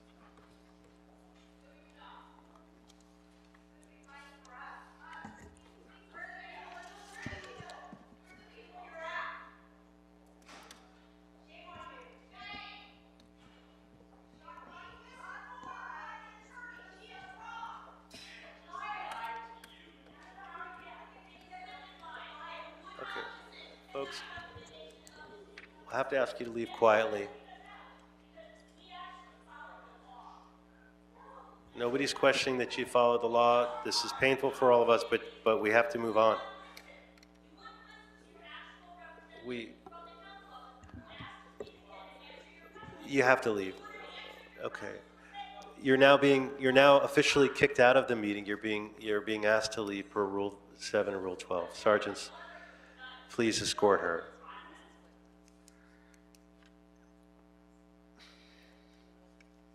These are not decisions that, sometimes these are not decisions we want to make. You need to leave. Okay. Item 6. Item 6, Mr. Blumenfield, committee members, it's a report from Building and Safety relative to providing options to property owners and accountability measures regarding inactive construction sites. Okay. Welcome. Good afternoon, council members. I'm Devin Myrick. I'm the Director of Government and Community Relations here representing DBS, and I will try to answer any questions that you have or summarize the report for Council File 241128.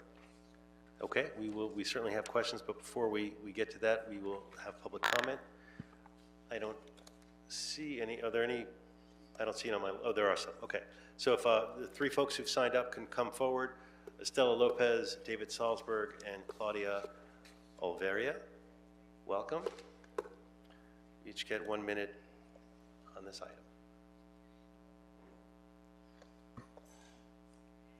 Good afternoon. Estela Lopez, Executive Director, Downtown Industrial District, BID. Here in support of item 6, because we need attention for buildings that are abandoned after catastrophic fires.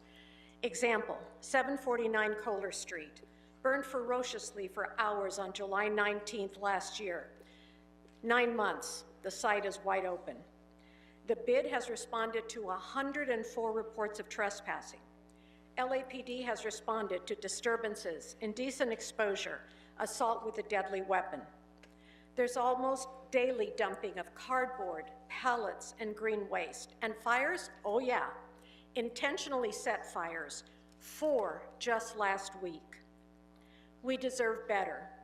749 Kohler is a crime scene, and we've been waiting 9 months for the safety of our community to be restored. LADBS, we can do better. Thank you, council members. Thank you. Next speaker. Hi all, I'm Claudia Oliveira, President of the Downtown Los Angeles Neighborhood Council. We did take a position on this item, and we are very supportive of it because, as Stella Lopez has said, these things are happening in our district constantly. The Morrison Hotel is an example of it. And also what happened with the building in Chinatown that is spread out to other buildings as well. So when things like this happen, right, and the property owner is enabled to just leave the property as it is, it creates a series of other issues such as, illegal dumping, unsafe circumstances, fires, and squatting, and you name it. And that in return puts a lot of strain on our fire department, which is already very overwhelmed. And so I believe that the recommendations from the Department of Building and Safety to create an option for internal, in the back end of, the system to be able to better classify and be able to make it more possible for us to be able to report, these incidents is very, very important, because that is going to expedite the way that we do things and create these regulations to hold property owners accountable for securing their space. Thank you. And I yield the rest of my time. Thank you so much. In fact, it's 1 minute per person. I don't know, setting the time there. I think your clock was misset, but thank you. Any other speakers? I see David Salzberg's name is on here, but okay. So anyone else came to speak on this? Okay, public comment on this item is closed. I'll start by, I want to thank Councilwoman Hernandez for bringing this motion, this item, and highlighting the issue of inactive construction sites that turn into dangerous areas for the surrounding communities. I also want to thank the Department of Building and Safety for their thoughtful report and recommendations. As set out at the beginning of this meeting, I listed off a set of instructions that are based on that report, which my staff and I have worked with Councilwoman Hernandez's staff. And we want to focus on the problem sites of the projects, sites that have a greater likelihood of actually becoming problematic. The vast majority of development projects do not cause problems, and we need to be careful about adding requirements that increase development costs and potentially hamper developments, especially housing developments. But here's a way that we can, especially with the amendments that we spoke about, that we can really focus on those problem sites and make sure that we are going after the inactive sites. That being said, I want to open it up to colleagues, and Councilwoman Rahman wanted to start. Go ahead. I had some questions about the report. The report actually didn't have any recommendations. It just had responses to the questions. And a couple of the recommendations that your office has proposed are a little bit at variance from what DBS has responded with in the report. So I just wanted to clarify some things, if that's Please, okay. of course. So a couple questions. So one of the requests was to look for accountability measures for inactive construction sites. So one question I had about your report was, what qualifies as work in verifying that 180 days have elapsed without work being performed at the site? And how would you investigate that? As far as work, there is no code definition. It would mean that they physically did not do Sorry, anything. you'll have to pull the microphone closer to you. For building and safety to say that no work took place, the site would have to be vacated. They'd essentially have to admit it. There's no way that we can really investigate whether or not work took place. We are working right now with the city attorney to actually create a definition of that that would state that they have to request a required inspection as cited in the municipal code. That they would have to do what? Request a required inspection. So if a site was to go 180 days or 6 months without requesting a required inspection, we would then consider that site inactive.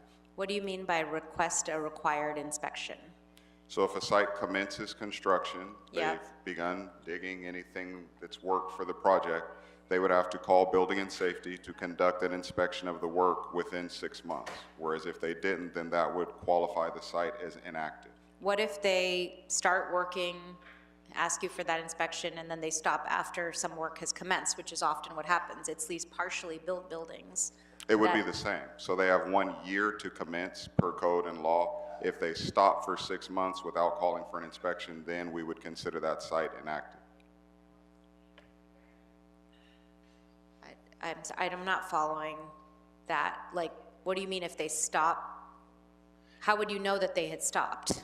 If they don't request an inspection. So if they don't call us for an inspection for a 6-month period of time. Every then 6 months, every construction project has to call for an inspection? that's what we're working on. Per code, it says that if they do not work. Right now, there is no definition of work, right? So if they don't call for an inspection, the department's not going to go out. So then they get typically 2 years once they commence construction. Maybe one way to help us understand that, on a regular project that's being constructed, how often are they calling for an inspection? You would have to define what sort of project. I mean, a dwelling is going to be different than a high-rise, is going to be different than... Just give me a ballpark range. So there is no set ballpark. It completely depends. I mean, I've inspected homes that are over 100,000 square feet. From drywall to final inspection could take 2 years. It's a massive home. If it's a regular house, 2,500 square feet, they could have it done in 9 months to a year and a half. It really just depends on the builder, the size of the project. Is it a dwelling? Is it commercial construction? But under your scenario, I'm sorry to interrupt, but I'm... No, following- I feel like I'm asking the same question. Under your scenario, you said you could do a house that would be, it might be 2 years in between inspections. Mm-hmm. So if that were the case, and it was a legitimate project that was being worked on, under the definition of have to request an inspection every 6 months, they would appear to be not working. So we're looking at that in the sense that if they go 6 months without requesting an inspection, and as is offered in the option 1 or the first item here, we would create a new category for reporting. So if someone said, hey, this site, we believe it's inactive, we, the inspection side of the department, would look at the inspection history. If they had not requested an inspection for 6 months or more, then we would investigate the site. But otherwise, to your point, we would have no way of not knowing that that was a site that was actively working every single day until we go out. So you're saying it doesn't make them not working, it just puts them on the list of being potentially inactive? If they were reported, then we'd say, fine, we'd look at that criteria and we would go out and investigate it, yes. So I think I understand it. So basically, we're using the shot clock from the previous item. Shot clock starts when you get an inspection request. It goes, and for the next 6 months, it's assumed that they are working. If no inspection happens in 6 months, they're on the potentially inactive site list. And then if you get a complaint, you go out there. Is that it? Yes. Okay. But then how would you verify? So you're saying you have no definition of what work is. So let's say you get a complaint that it's a potentially inactive construction site. you go out there to investigate. What does the process of determining whether the site is active or inactive look like for DBS? Whether or not there's been progress since the previous inspection.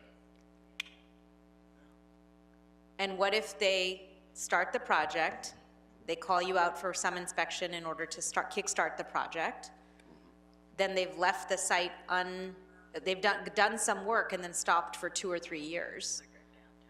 They would have made progress since your previous inspection because they would have done some work. But it's past the... What you're describing what? would be an expired permit. Sorry?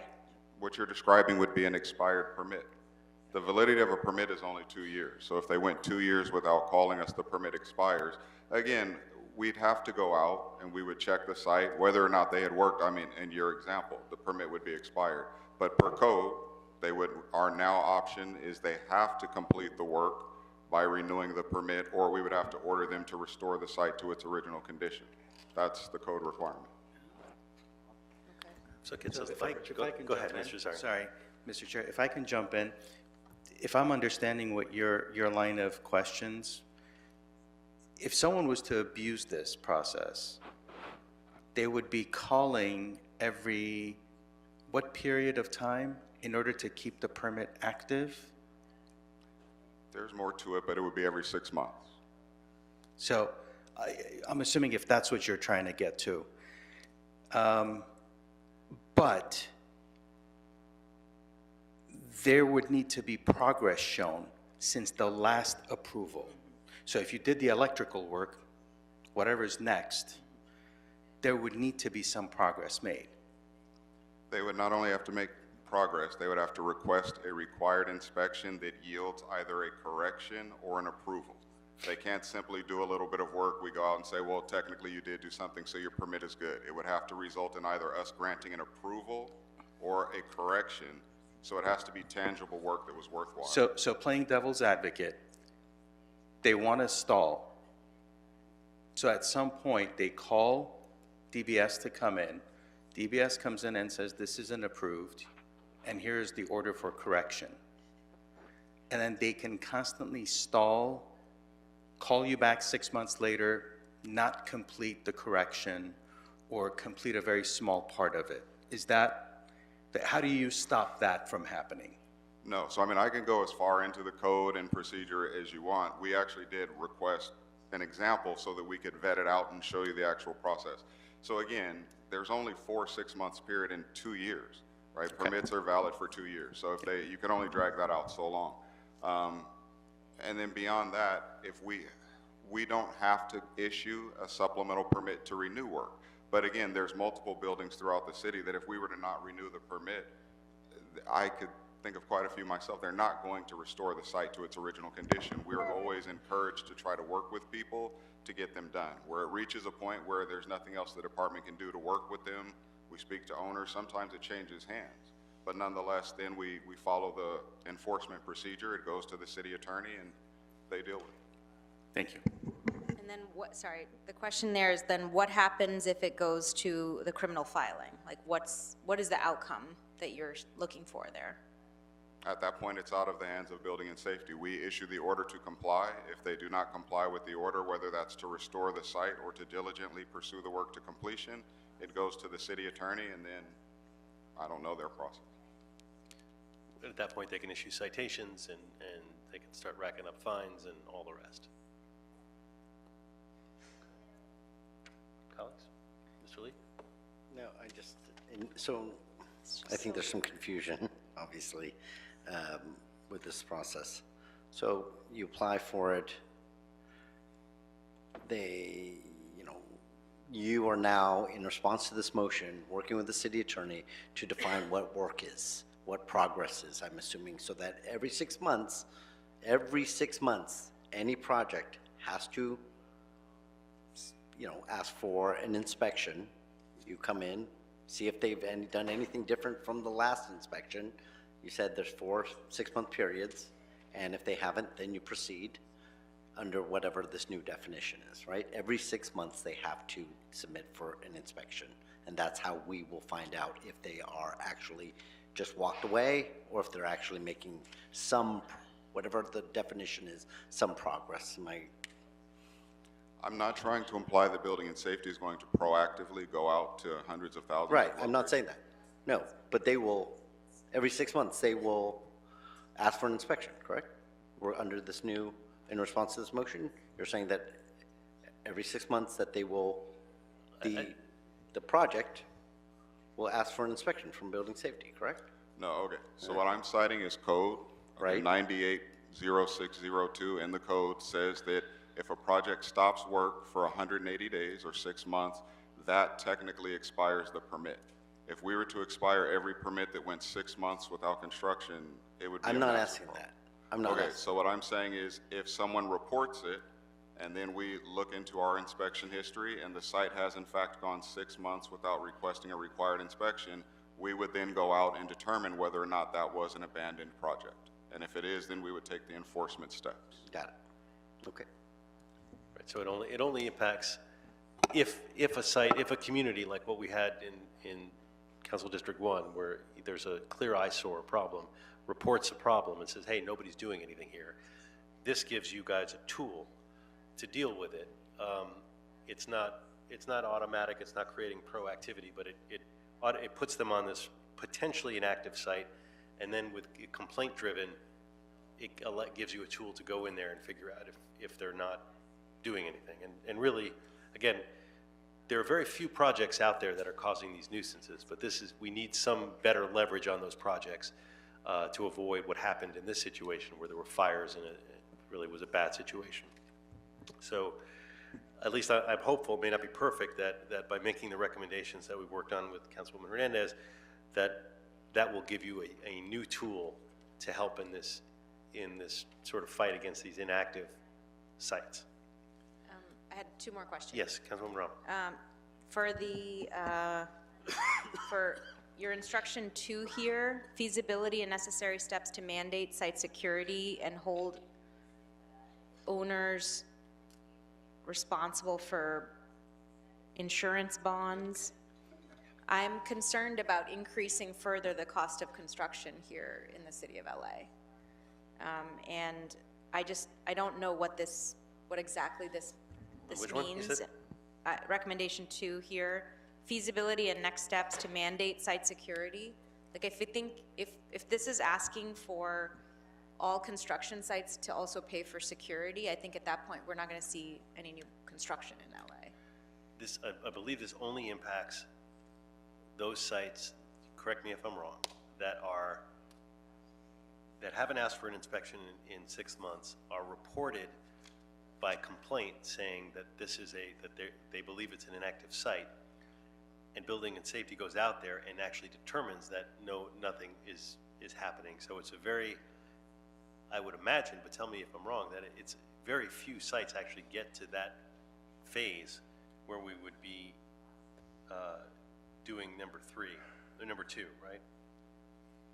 Well, I mean, this isn't a building and safety recommendation. This is what we were asked to report on. We agree with that point. That's why we were trying to focus on proactive enforcement, getting out there, reducing the number of permits and inactive sites without mandating this, because this would require an ordinance change, and it would incur significant costs to developers to have on-site security as well as insurance bonds, which we currently have in some instances with grading. And rare is an understatement for how often that bond has to be taken to do the work. But this isn't something building and safety wanted here. Right. No, this was Councilwoman Hernandez's motion that, as tweaked, to try to make it. So we can continue to tweak it to make sure that it doesn't create that burden.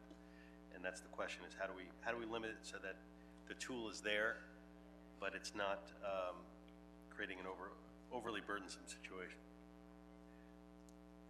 It says a customer request internal review I process. mean, I think, so to me, when I've dealt with nuisance sites in my district, the places where we faced issue, like DBS has funding to secure sites, and they're able to do that. The issue is to get to the point where DBS can take action.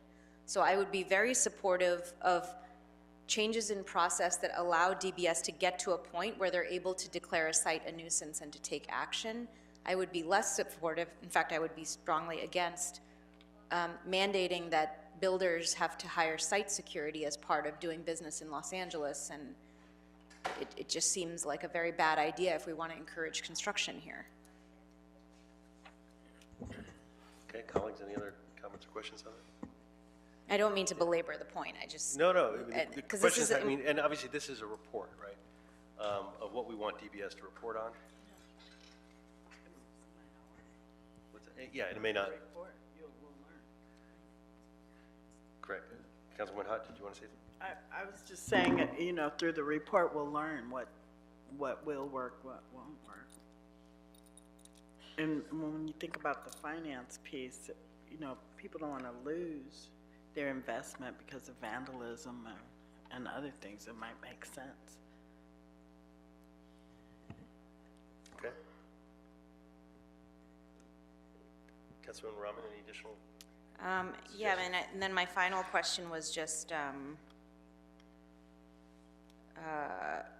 again, the report doesn't, it just says that LAPD should notify DBS, and I guess your recommendation is to direct DBS in consultation.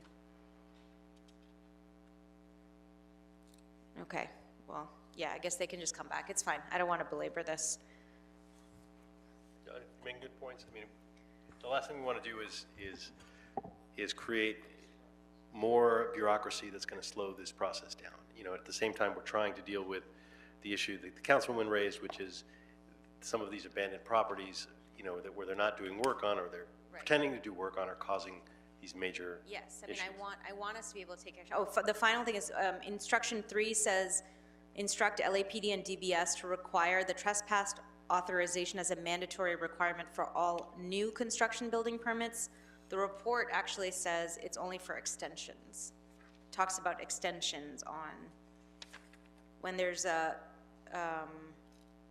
extension of a time permit, that we can add a trespass arrest authorization, and the recommendation talks about adding it to every new construction.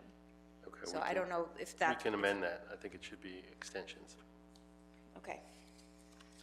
Okay. Look, I'm fine with moving this forward if it's just a report back, but I just, again, would be very cautious about adding costs to construction and unnecessary bureaucracy that's not going to get at the heart of the problem, which is that we want to shut down nuisance sites. Right. I agree with you. Okay. So we'll make that change to make sure that it's referring to an extension. So we'll add the issue that Councilwoman Rahman to the report back, and we'll take a vote on it there. Let's call the roll. So to be clear, the recommendations that were read at the beginning of the meeting, we're making sure that when the department reports back, that's what they're doing. They're providing options and providing recommendations. That's the intent. Correct. Okay, just to be clear. I will call the roll. Mr. Blumenfield. Blumenfield, aye. Ms. Hutt. Aye. Mr. Nazarian. Aye. Thank you. Mr. Lee. Aye. And Ms. Rahman. Yes. Thank you. That's 5 members, and those recommendations are adopted as further amended. Great. Thank you. All right, that takes us to which item now? 7? That would be, Oh, no, we've done. I think, item 9, Councilman? Item, 9? yes, we did 8 on consent, Yeah. so let's move to 9 then. Yes, item 9, sir, it's a report from the Cultural Heritage Commission to include the William Mellithin Birdhouse Apartments as a historic cultural monument. Great. So again, with this, we'll start with the planning department, and then we'll see if Councilmember Nazarian wishes to speak to it, and then we will hear from the public, and then we'll have a discussion after that. So, welcome. Good afternoon, Chairman Blumenfield and members of the committee. I'm Ken Bernstein with City Planning's Office of Historic Resources. Before you today is the recommendation from the Cultural Heritage Commission to designate the William Mellithin Birdhouse Apartments in the Valley Glen neighborhood as a historic cultural monument. The subject property is a 1954 courtyard apartment complex consisting of 2 triplexes and 2 detached garages, designed and constructed by builder-designer William Mellentine in the traditional ranch architectural style. The Cultural Heritage Commission findings were that the William Mellentine Birdhouse Apartments embodies the distinctive characteristics of a style type, period, or method of construction, and represents a notable work of a master designer, builder, or architect whose individual genius influenced his or her age, as a rare and excellent example of a mid-century one-story court in the traditional ranch architectural style, designed and constructed by the prolific and influential builder William Mellentine. This concludes my report, and I'm available for any questions. Okay, and Mr. Zarin, you'd like to hear the public first, and then public first? Okay, great. So we will hear from the public now. I'm going to read names. There's actually not, well, I'll go ahead. Daniel Friedman, Joanne D'Antonio, Jeff Crystal, Andrea Endelward, Lindsay Mulcahy. You don't have to be in the exact order. We're just calling names to keep, so not everybody has to get up at once. Welcome. Good afternoon, Chair. My name is Daniel Friedman. I represent the property owner. Is now my time, or should I wait until after public comment? No, you can go now, but you, as the, if you're the applicant? Or the property owner representative. Okay, so then I believe you get 3 minutes then? Is it just 3? Oh, that's the city attorney, that's my understanding.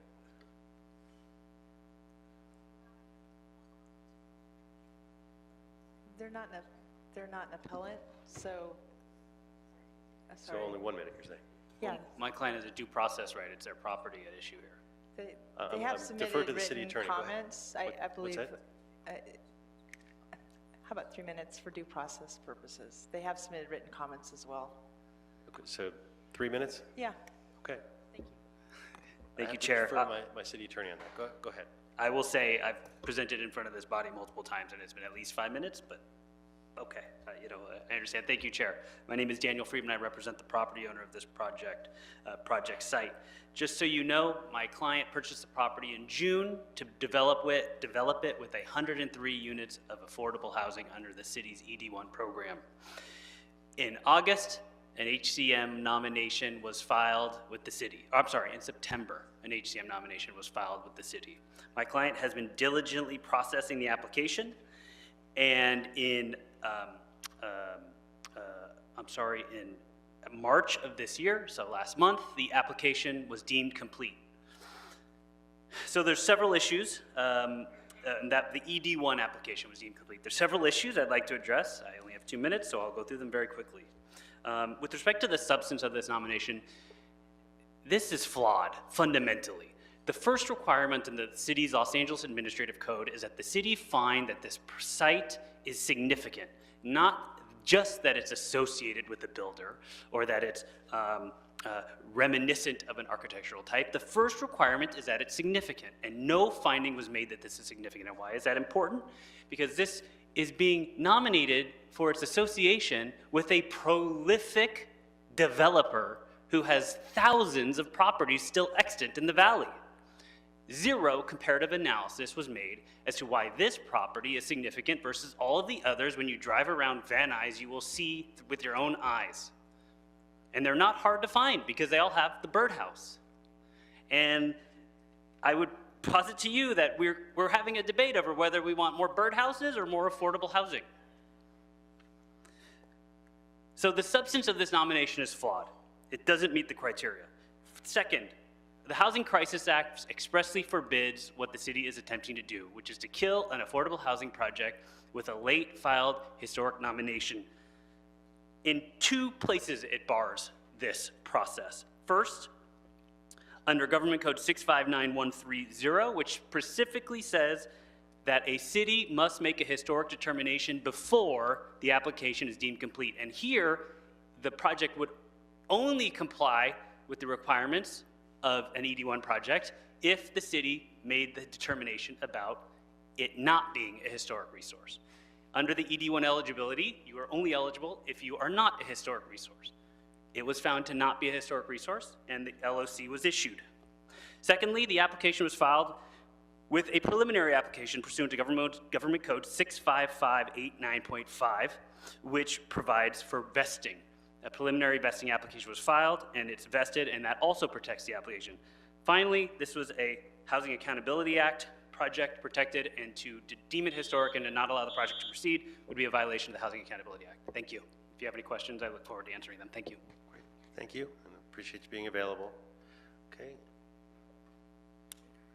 I have a CIS filed, but Greater Valley Glen Neighborhood Council. Okay, I believe that gets 2 minutes. Is that correct for CIS? Okay, so 3 minutes? Thank you. Okay. I'm Joanne D'Antonio. I'm a board member and Planning and Land Use Committee member of the Greater Valley Glen Neighborhood Council.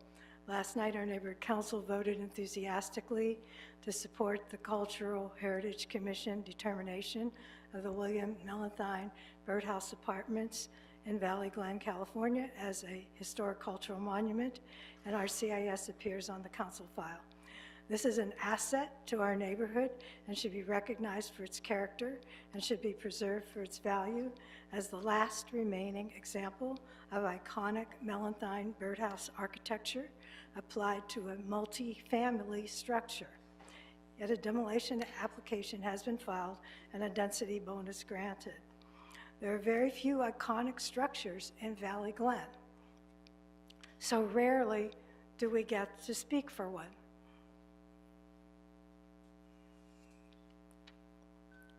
Very few iconic structures in Valley Glen, so rarely do we get to speak for one. This well-preserved structure fits well with the neighborhood of tree-lined 1- and 2-story dwellings. It is a street with mature canopy trees and a great example of multifamily homes not disturbing the character of the area. Though Buffalo is technically an avenue, it is a residential street with the San Fernando Valley small, narrow roadway residential feel. This Mellentine multi-unit home fits the serenity of the neighborhood, and that was his intent in the design. It is important to preserve the architectural historical value of making the San Fernando Valley a home for renters who want the feel of living in a house on a quiet street. The proposed building that the owner, who hasn't had the property for very long, has proposed a 5-story apartment building with very tiny singles and 1-bedroom apartments under 1,000 square feet.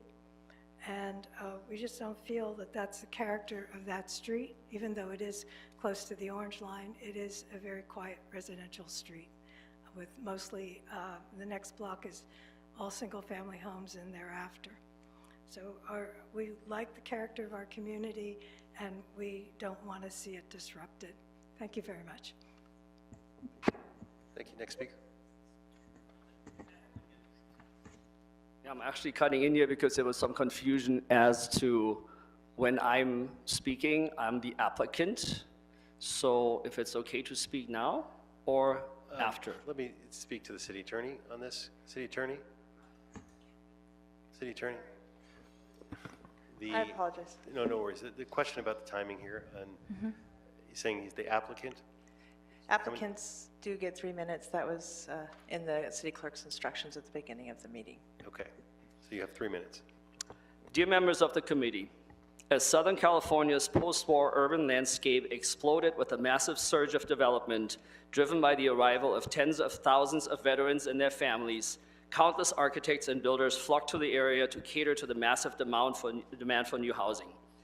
Amongst them, William Mellentine quickly set himself apart from merely building cookie-cutter design tract homes by cleverly applying his highly recognizable birdhouse cupola design, as well as offering potential buyers customization of their homes in various ways.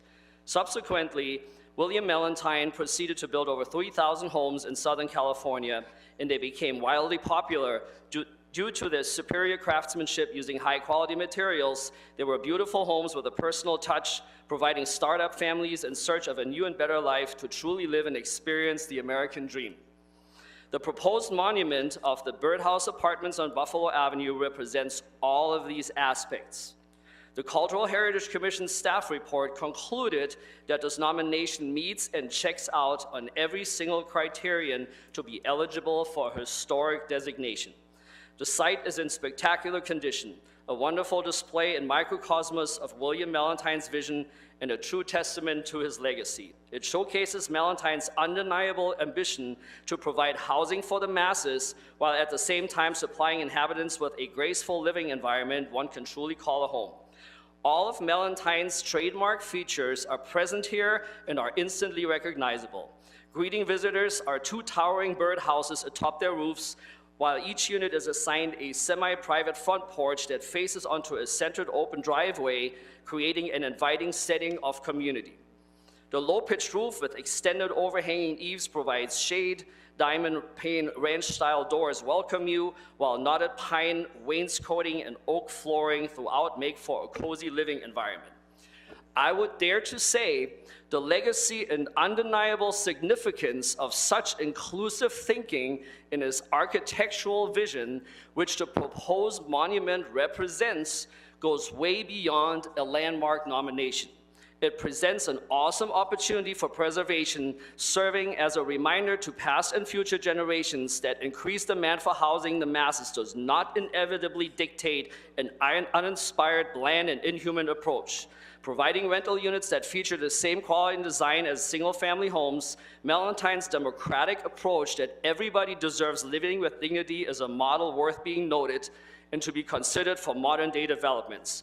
Unanimously voted for and recommended by the CHC, endorsed by the Los Angeles Conservancy, supported by a large part of the community, including Toluca Lake and Greater Valley Glen, I'm humbled to be here today to present this nomination, and I'm asking you for unanimous support of the William Malentine Birdhouse Apartments.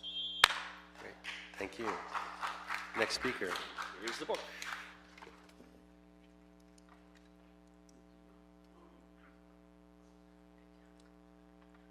Good afternoon. My name is Jeff Crystal. I'm a 31-year resident of that neighborhood. My house is on Buffalo Avenue. It's probably 300 feet down from that structure. I also live in a William Malentine house. There are 3 houses in a row, of which mine is the 3rd, built by the same builder. 2 of my neighbors have taken that birdhouse off. We need a new roof, and we're seriously considering doing the same. It's unfortunate, but to preserve the cultural heritage in this city, and we've all seen how many glass and steel buildings have replaced the history of this city. A building like this is marvelous, it's wonderful, and it's going away. This is a chance to preserve that history. It's a chance to ensure that homeowners don't lose that ability to say, oh, look at that, that's really cool, it's unique, it's beautiful. We want to keep that. Thank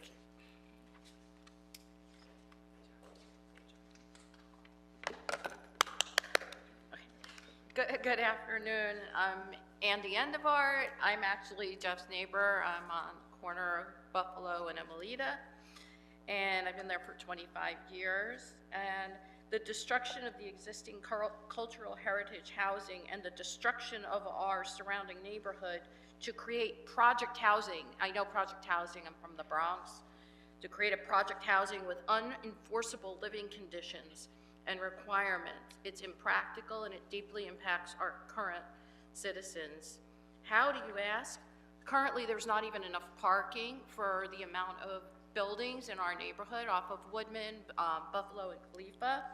And people are blocking our driveways now, abandoning vehicles on our streets now, and you can't say that out of 104 or 103, I'm not sure, he's a little confused, how many of those will be actually having cars parking on the street, because you can't enforce people not owning cars or parking or having visitors. Thank you. Next speaker. And I'm going to read some additional names. I don't know. Lindsay Mulhaney, Jeff Musial, Bradley Allen, Russell Galler, Deborah Corliss, Saveria Steinkamp, Jennifer Slotman, Lisa Fancher, and Jeanette Mullins. Feel free to come up if I've called your name. Go ahead. Hi, Commissioners. Lindsay Mulcahy, representing the Los Angeles Conservancy. The Melantine Birdhouse Apartments are a real asset to Valley Glen and to CD2. They embody this unique style that really represents post-war development in the Valley and is a rare example of Melantine design applied to a multifamily housing. It embodies gentle density and has fostered deep neighborhood connections, many of which you'll hear from shortly. The ED1 project was approved after the HCM nomination was deemed complete. Generally, after a nomination is taken up by the Cultural Heritage Commission, demolition permits are put on pause so that the Cultural Heritage Commission and you all can evaluate if this is a historic resource worthy of designation, which then is supposed to inform demolition or other permits. In ED1, we have a new process and we don't have a mechanism for stopping this loophole where developers could, if they oppose a nomination on their building, could file an ED1 permit and have that supersede a nomination that is already in process. So we ask that you support the nomination and explore avenues to address this loophole. Thank you.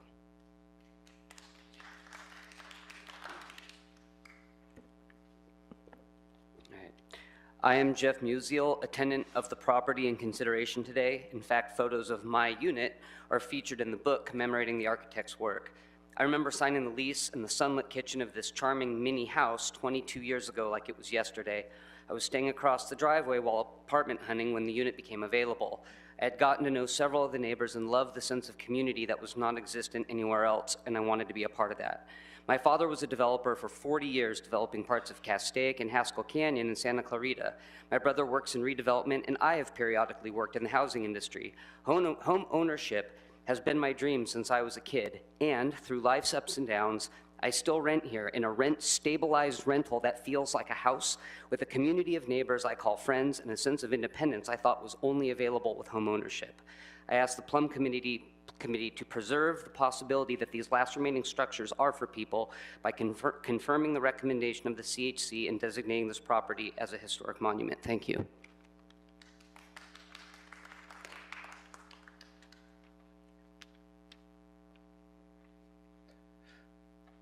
Honorable Commissioners, my name is Bradley Allen and I live in one of the single-family homes across the street from the William Mellenthin Birdhouse Apartments. As a neighbor, I fully support their historic designation. I have loved these very unique apartments since I first saw them. It is clear that they were designed and built to foster community for the people who live there, as well as everyone else on our street, Buffalo Avenue. Although Mellenthin was a prolific developer of single-family homes in the San Fernando Valley, so many of these iconic homes have been completely destroyed or remodeled beyond recognition. Mellenthin only built a few multifamily dwellings, and this historic site on Buffalo appears to be the only intact one. I have to skip a little bit. On behalf of my entire family, we truly hope that the Mellenthin Birdhouse Apartments will be granted a historic designation. It would be such an enormous loss to our community to tear down. Great. We have to give everybody equal time. Thank you. Next speaker. Hello, my name is Jeanette Mullins. Thank you very much for listening to our comments today. I'm a resident for 26 years of this neighborhood of Valley Glen. More educated people have spoken about the valid historical value of these buildings. I want to speak about the owner's project. I never heard about this project until our neighbors started putting flyers on my doorstep. There was no impact statement. There was no public hearing. Going from 6 units presently to 104 is a 1,633% increase.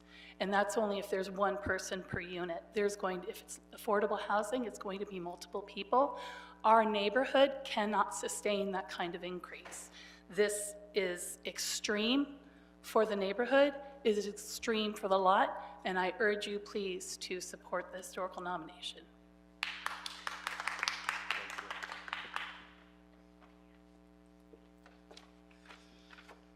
Hello, my name is Deborah Quarles, and I am a 20-year tenant of the William Mellenthine Birdhouse Apartments. In 2 days, I'll turn 60 years old. Instead of celebrating, I'm overwhelmed with fear of losing my home, my community, my friends, and proximity to my job. This historic building isn't just where I live, it's my support system, my affordable housing. As a senior in a rent-stabilized unit, if this building is demolished, I won't be able to afford to stay in LA. I'll be forced to work many more years just to survive. We are the forgotten generation. While new micro units are built for the young, what happens to longtime residents like us, seniors, families, and essential workers? This isn't just about saving a building, it's about balance. It's about preserving the soul of a neighborhood and protecting the vulnerable in a city struggling with housing insecurity. Please support this historic nomination and save already existing affordable housing. Thank you.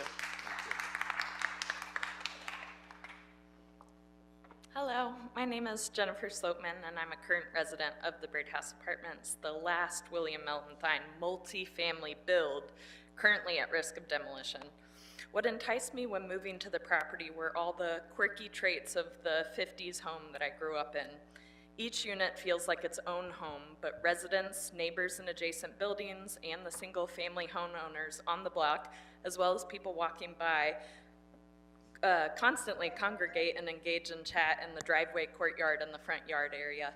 I would be extremely saddened if the Valley lost this historically significant building and only remaining multi-family example of Mellenthine's work.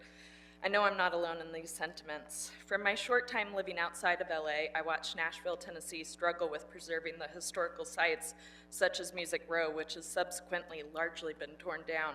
This makes me extra passionate about preserving the last multifamily building of the prolific builder, William Mellenthine, in my favorite corner of LA, the San Fernando Valley. Thank you very much.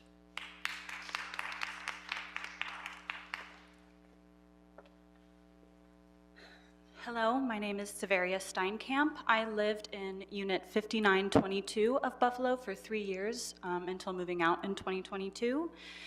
These apartments are deserving of historical preservation. Much of the value in preserving vernacular architecture lies not only in each individual building and the history of its architects, designers, or famous occupants, but rather in the living history of neighborhood coherency that promotes the well-being of its residents, exemplified by the numerous and heartfelt letters sent in on its behalf. The loss of this property would disrupt the coherency of the entire neighborhood, not to mention the community at large and the neighboring single-family homeowners.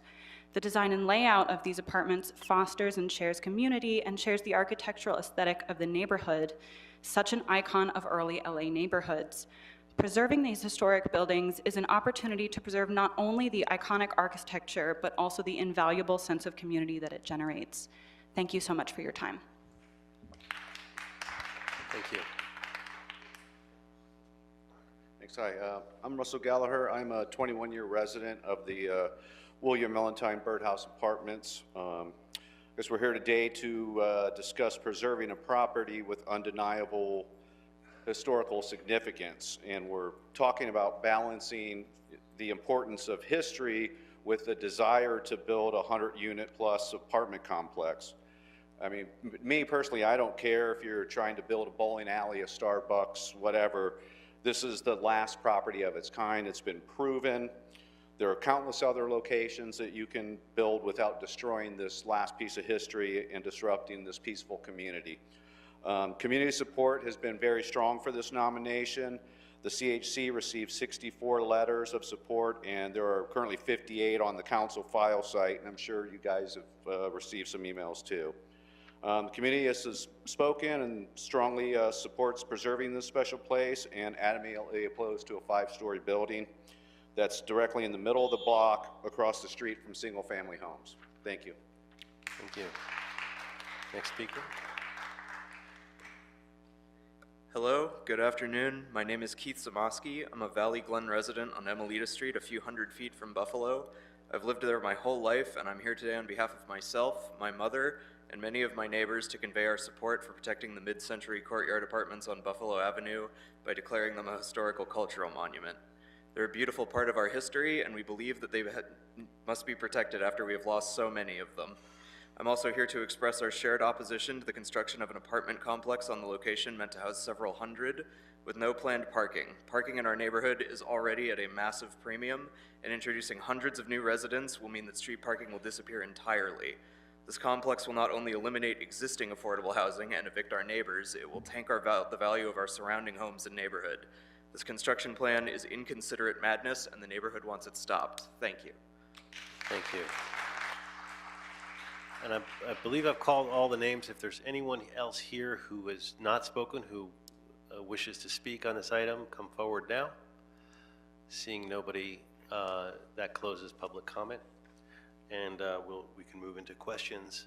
But Mr. Zarian, if you wanted to start out with some comments, you're welcome to, and then we can move to questions. Thank you very much. And I apologize, I probably will have to leave right after we take a vote on this, because I have a event in the district that's starting at 6 o'clock. But I just want to take a minute and first of all say I appreciate everyone's presence here and your comments.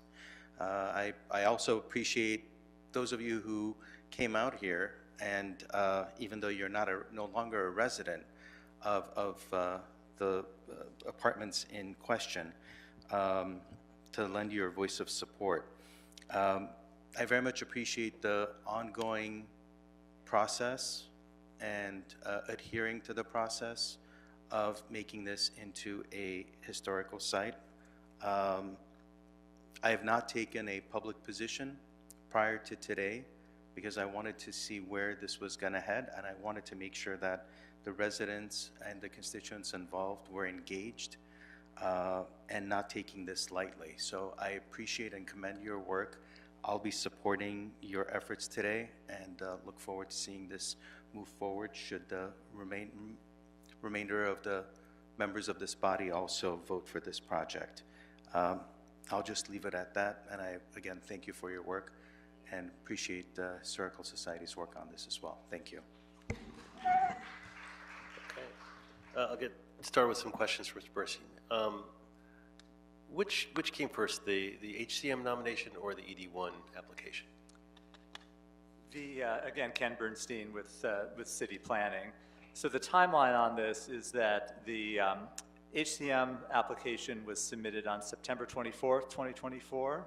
Cultural Heritage Commission deemed the application complete and took it under consideration on October 17th, 2024.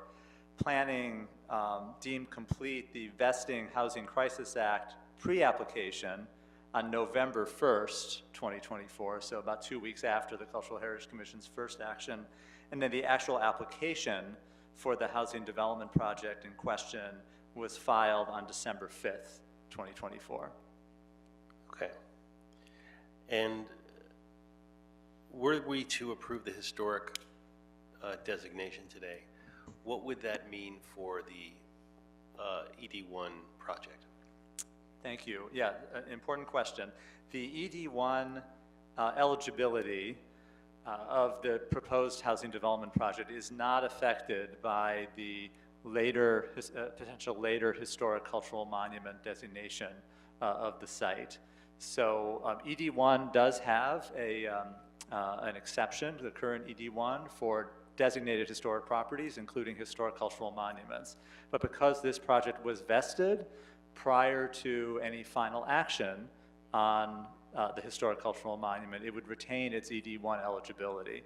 Similarly, the Housing Crisis Act requires that the city make a determination that a property is a historic site by the time a housing development project application is deemed complete. Since that did not occur, and there is in fact a process that is sketched out in an interdepartmental memo signed by the Director of Planning and the General Manager of Building and Safety that indicates that if an HCM nomination is received prior to housing development project being deemed complete. City planning can continue to process that application, but the HCM determination, that designation, if it comes later, cannot be applied to the project site so long as there is an active planning application or an active permit for the housing development project, if that remains active and valid. So the designation can proceed on a parallel path. It can be approved by the City Council, but the regulations of the Cultural Heritage Ordinance cannot be applied to this particular project in question. So this would really only have an impact on a future project, or should they change this project? Is that correct? That's correct. So let's say 2 years from now, this project didn't get financing or wasn't able to proceed in some way, and a new planning application for a different type of project came forward. If it were designated as a historic cultural monument, the Cultural Heritage Ordinance's provisions, the review of substantial alterations of the property that are permitted for designated historic properties, could be applied to a future project, just not the one that has been, at this point, filed. Interesting, okay. Councilwoman Rahman. So I just want to understand also so you're saying if this were to move forward, it doesn't impact the ED1 process at all? Correct. And so we wouldn't be, for example, subject to another lawsuit if we move this forward because we're standing in the way of housing, which has happened when we've stopped ED1 projects in the past. I just want to reconfirm that. I can't guarantee what any private actors might do with respect to litigation, but I can say this would not impede in any way the housing project. Development project, the utilization of ED1 and its incentives, or the project being able to move forward as proposed. And how does an HCM, how does it impact future development again? Just could you restate that? Like, So let's again, say if there was setting another aside project the coming. current Yeah. project in question, if it receives historic cultural monument status granted with a final approval by the City Council, if there were a future project, the Cultural Heritage Ordinance requires that any any demolition or substantial alteration be reviewed, given its historic status, potentially by the Cultural Heritage Commission, or the Commission delegates to our staff, the Office of Historic Resources, more routine permits, but substantial alterations can be reviewed by the Cultural Heritage Commission.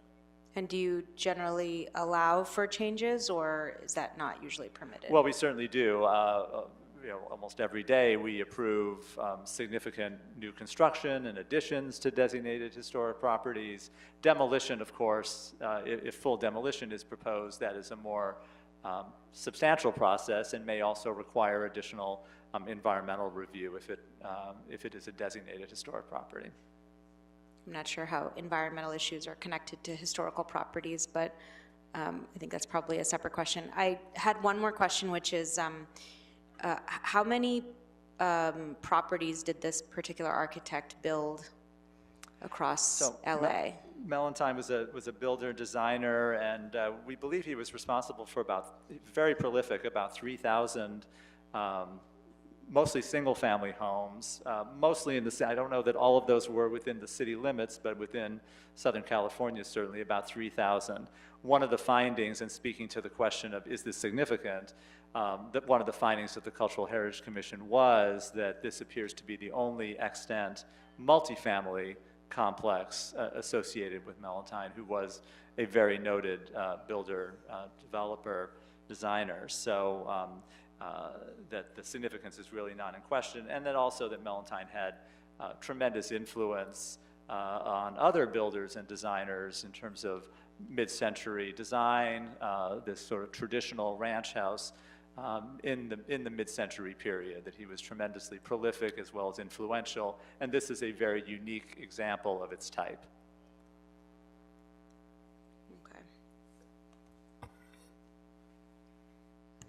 Colleagues, additional comments or questions? So does this project involve demolition? My understanding is it does. Yeah, so what happens in this case if we make the designation? It is allowed to proceed under ED1 as you've stated, and the project is demolished. And then a year later, someone comes in and wants to do something different, but there's a designation on a site that no longer exists. What does that mean? I think it's a great question. It is possible that demolition could occur, obviously with the intent of building this project, and there would not be the ability to apply the provisions of the Cultural Heritage Ordinance to put a further stay or conduct further review of that demolition. If the buildings were removed altogether, what we call the significant features are character-defining features. Those features that once defined the property are gone, and so we would not most likely require the recreation of those with respect to a future project. Once lost, they are lost forever. Okay. Okay, colleagues, any additional comments or questions? Okay, I'm going to move forward a recommendation that we approve the HCM. Certainly with the understanding, as you've explained it, though, that it may be fleeting. But nonetheless, going to move forward on the request to approve the HCM. So if we could call the roll. Mr. Blumenfield. Blumenfield, aye. Ms. Hutt. Yes. Mr. Nazarian. Aye. Mr. Lee. Aye. And Ms. Roman. Yes. That was a yes? Okay. 5 ayes and unanimous. Okay, thank you. What's next? Item 10, sir. This is a potential closed session city attorney report relative to various cases. The leading case is Fix the City versus City of LA and others. All right, this is the one we're going to go to closed session for, right? Okay, you know what I'm going to do? Audit LA a favor so you don't. Thank you, Bob. Okay, yeah, I had to have my 1 minute, like this shows you hopefully how serious I am when I come here to speak. I'm not just trying to, for nonsense. But I do want to bring up something what I couldn't this morning is about L. Ron Hubbard Way, and thank you, Mr. Nazarian, for voting the right way. Okay. The city cannot prove it's a no parking street, and this is what's bugging me. And I met someone here today from Kaiser who's like thanking us for fighting these fights because they're right across the street. Kaiser, they need parking, and you guys need to open up that street to parking. So I'm begging you. I know Scientology wants you to think that they own that street. They do not. And the city has yet to been able to prove by anybody that that street is a designated no parking street. And if it is, it's the only one in this city. So I'm begging you, Bob, please, thank you. Again, it's like Christmas here. I appreciate you giving me my minute early, but I'm asking you to please do that. Please, please, please. Thank you. Thank you. Okay, we'll need to go into closed session, so if we could prepare the room for closed session.